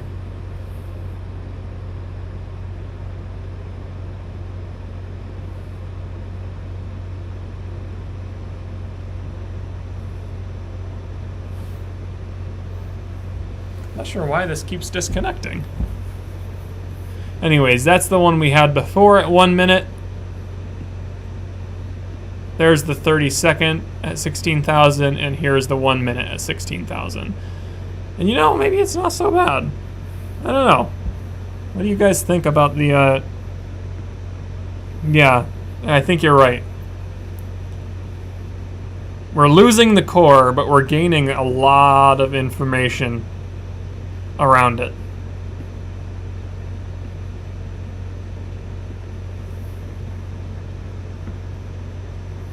Yeah, that's what I'm definitely excited about the Barlow, because of course we'll lose some light intake there, but we'll be able to offset that with the ISO.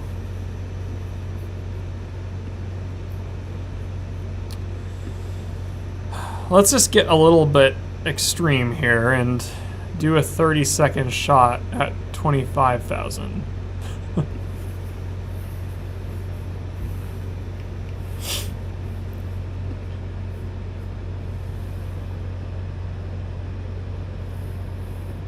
Yeah, you might be right there. I would hope so. I hope so. That'd be amazing.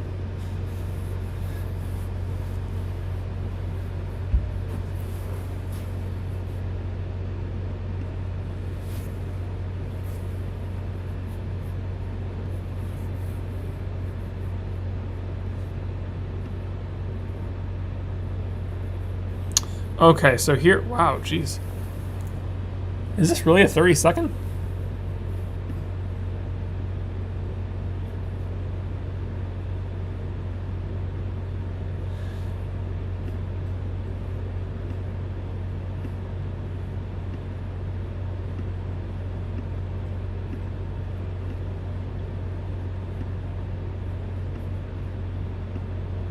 I don't know about you, but I'm barely noticing a difference between...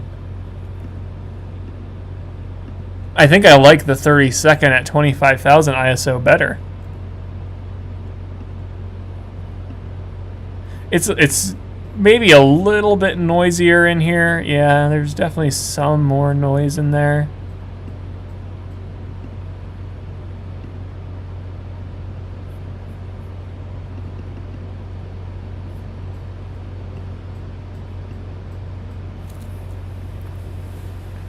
Yeah, I think you're right. I think that might be the now the.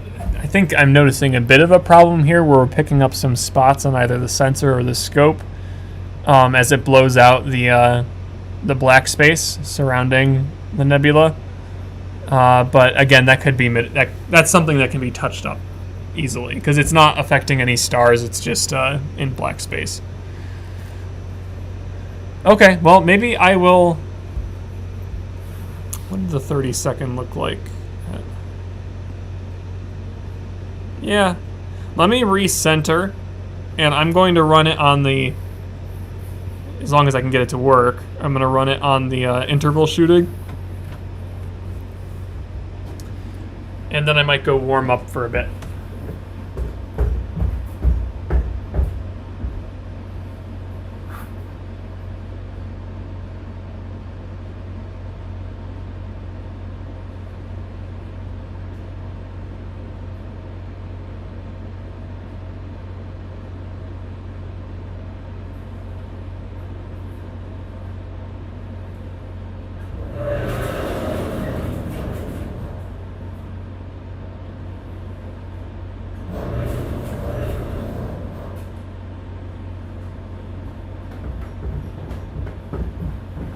Okay. We're recentered here. So we will use these settings to collect. We will go down one step on that. Use these settings to collect some interval shots.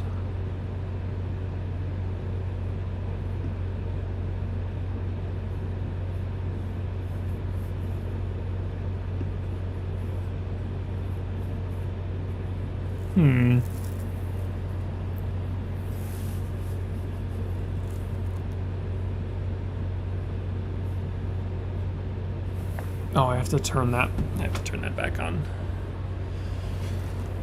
Will it let me do this?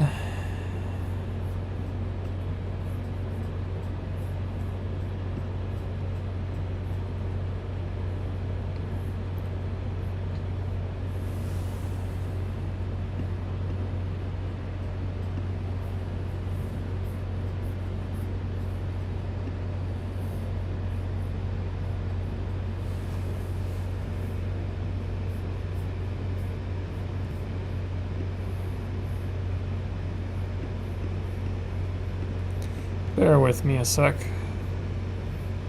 I just want to make sure I do not lose. Oh, there, jeez. I don't want to lose data. I'm going to try and save these if I can.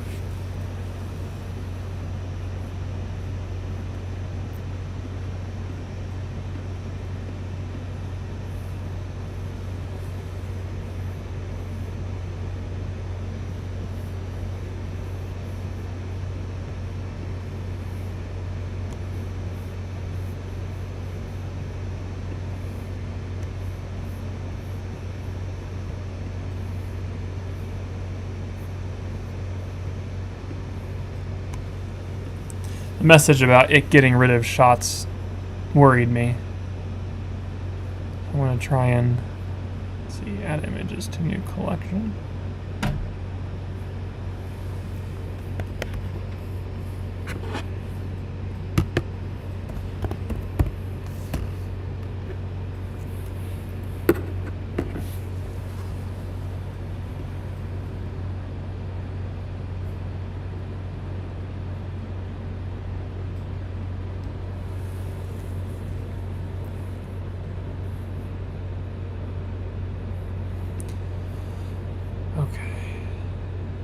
Surprised it's not just letting me export these. No. Maybe I can export them up here.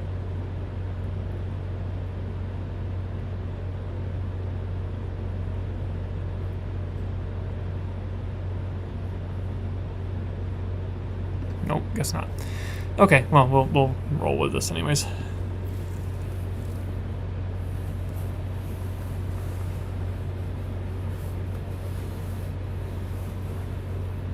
Oh yeah, let me hit the night shot mode so you can see the live view better.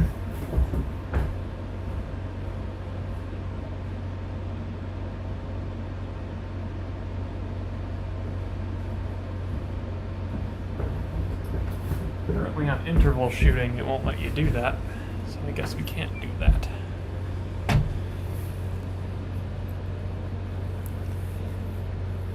Alright, well, let's just take some interval shots and see how it works.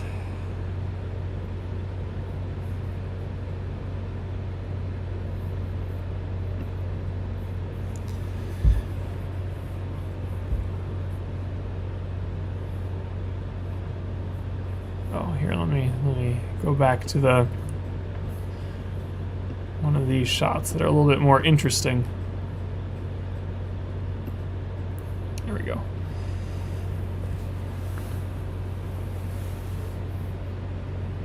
That is a good gift idea there.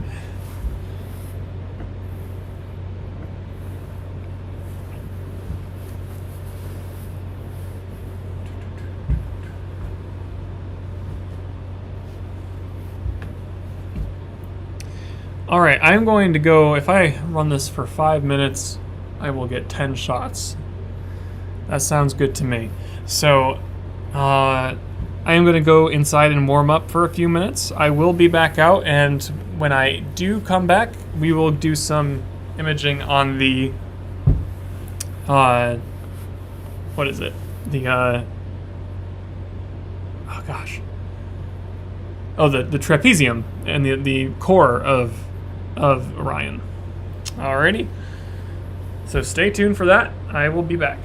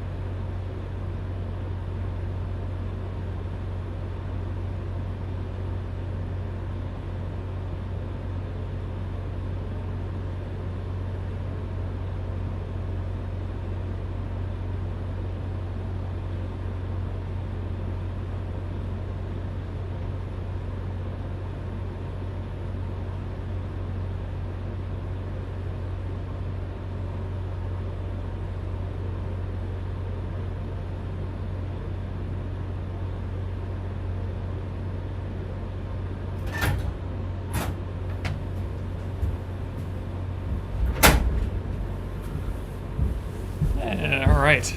It's not so bad in here. Could be worse.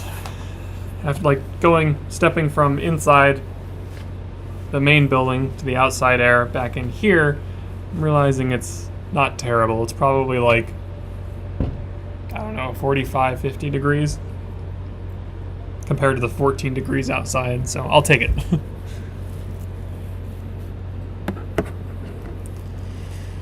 Alright, let's go ahead and stop. Let's go here.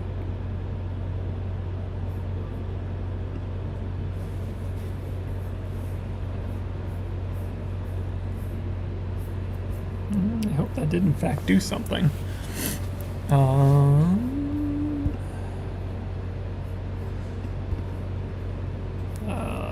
Collection. I don't see where it would be.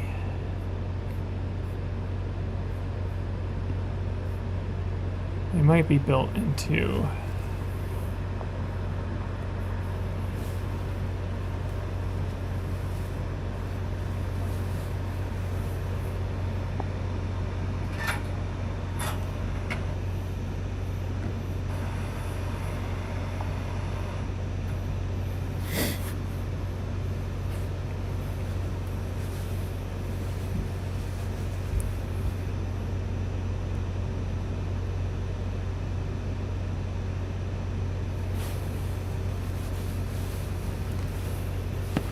Thank you. I'm reading through your messages. Thank you. I appreciate the lights being kept on. All right. So, what do I want to do here? I mean, I have quite a bit of data.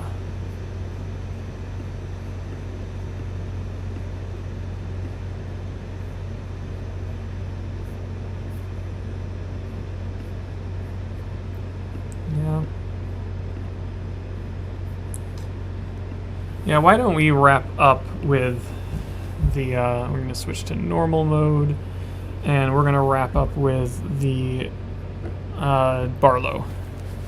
I think that's a good way to end.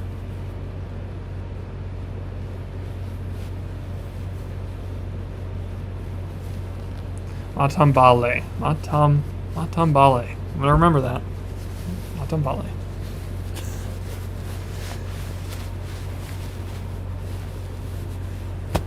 Okay. Gotta get myself psyched to go into the dome.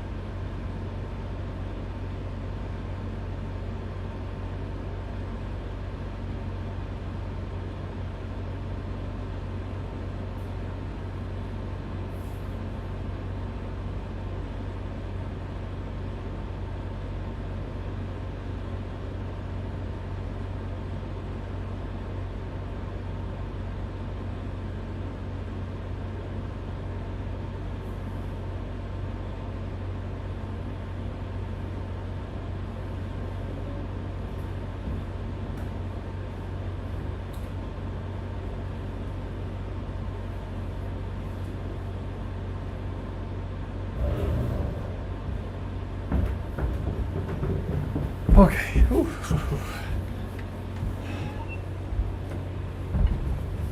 All right. Oh boy. All right. Oh, we're zoomed in. Let's take a quick exposure here just to see how we're looking. Do a 15-second one. Ooh, I'm shivering.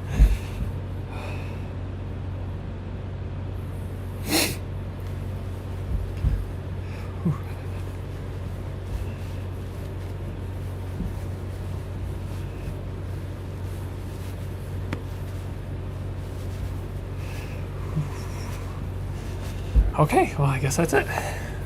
Looks good. Let's do a shorter one.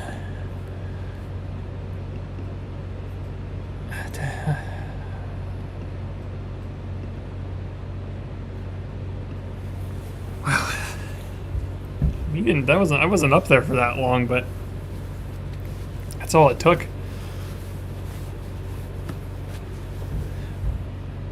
Yeah, it's breaking apart a little bit better.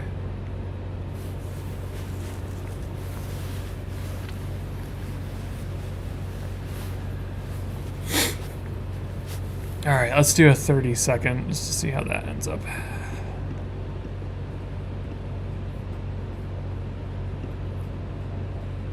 Might need to do a bit of reframing, but right now I'm just doing testing it to see what needs to be fixed for the next time I go up. Putting together all my adjustments I need to do so I can do it all in one go. I think the focus is all right. I don't know if it needs. I see all four in that spot there. It's just that it's so easy to have them blow out because they're such bright stars. Oh wow, that's nice. That's a little bit. Yeah, we're getting a little bit of trailing at that magnification, it looks like. So we might have to stick to higher ISO, lower shutter speeds. We'll do 20 seconds. I'm gonna bump up. I'll do one more look at the focus, and then I'm gonna bump up the well, where it's located on the screen there.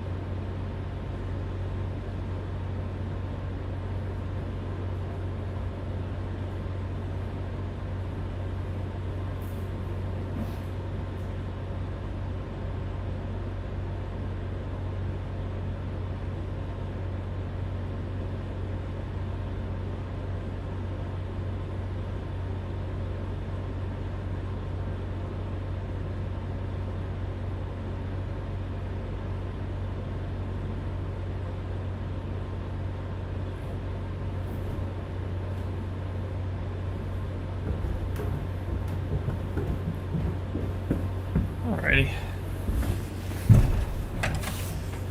Let's try this. 20-second.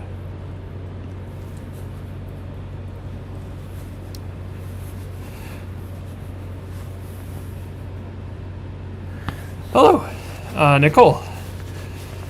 We are imaging the Orion Nebula at the moment. And we've gotten some good shots tonight. And one image that you're seeing in the stream is a live feed on the right-hand side, the small one above the thumbnail there, or above me rather. And then the left-hand side are the exposure shots we're taking. That was a 20-second exposure on my camera, and it's quite a bit of details coming out. We've had a good night. It started off a little rocky because it was quite cloudy, but eventually it cleared, and it's been clear the rest of the night. And it's a great night for imaging deep sky. I wish I could bounce around to a bunch of objects tonight, but really the Orion Nebula is taking all of my attention.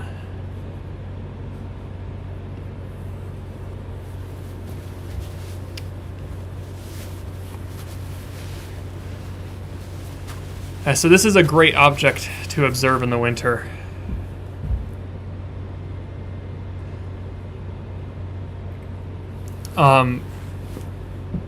You Matabale, you spoke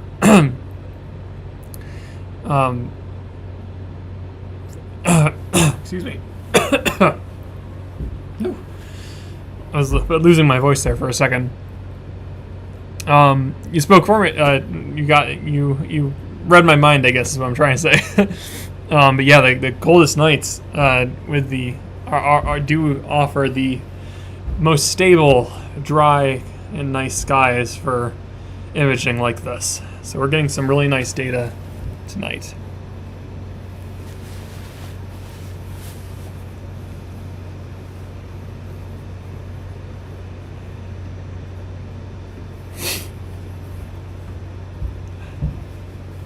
Orion is shining nice and bright in the sky.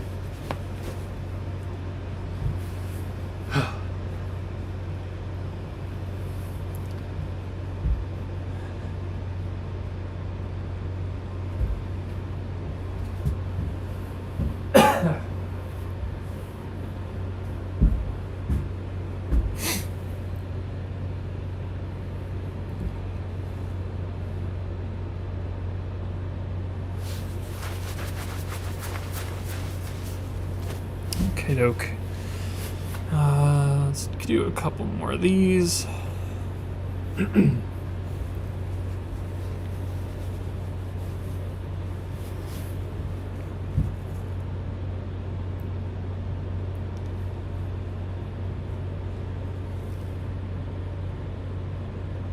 Yeah, I am considering closing out shortly. I feel like every time I let myself warm up inside, it's almost guaranteed that that's going to be close to the end of the show because I've given myself that comfort. So that's all I want now is just to be warm.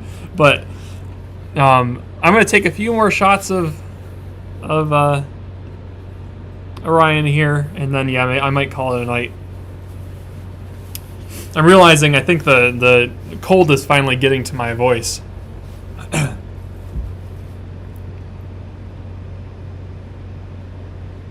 Yes. Yes, I braved the cold. It was worth it. I think it was definitely worth it. It was a very successful night for one that started off rough.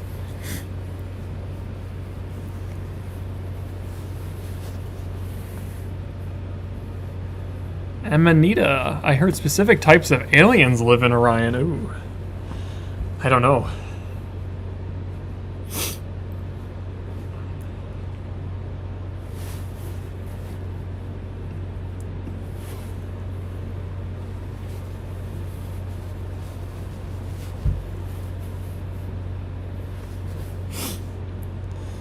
Thank you, David. Yes, I will head inside and just a few minutes. I guess I can start wrapping up the show now, and just finish out whatever imaging I'm gonna do. Maybe just leave the intervalometer on again and get a few shots while I'm inside. But let's see.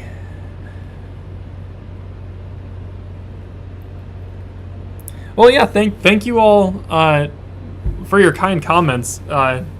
That's one of the things that keeps me going, is just hearing from you and hearing about your experiences with the sky and so on. And I really appreciate the great community we put together here, and I hope it keeps growing and we get to meet more new people and get to see more objects. I'm so glad we got Deep Sky going. That's going to open up a whole world of opportunity for us, in the future, and especially when we switch on over to the C14 for some of the smaller deep sky stuff. So we have a lot in the works now, a lot we can do.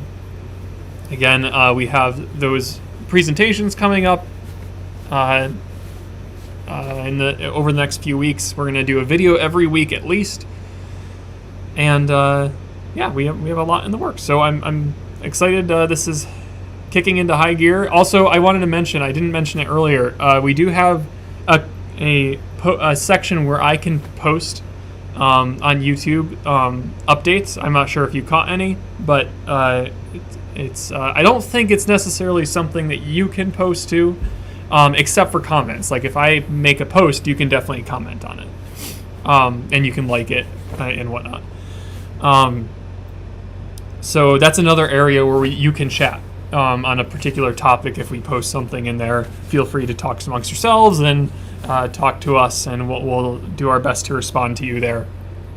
It's just a nice way, another way that we can use to update those of you that are only following us over YouTube.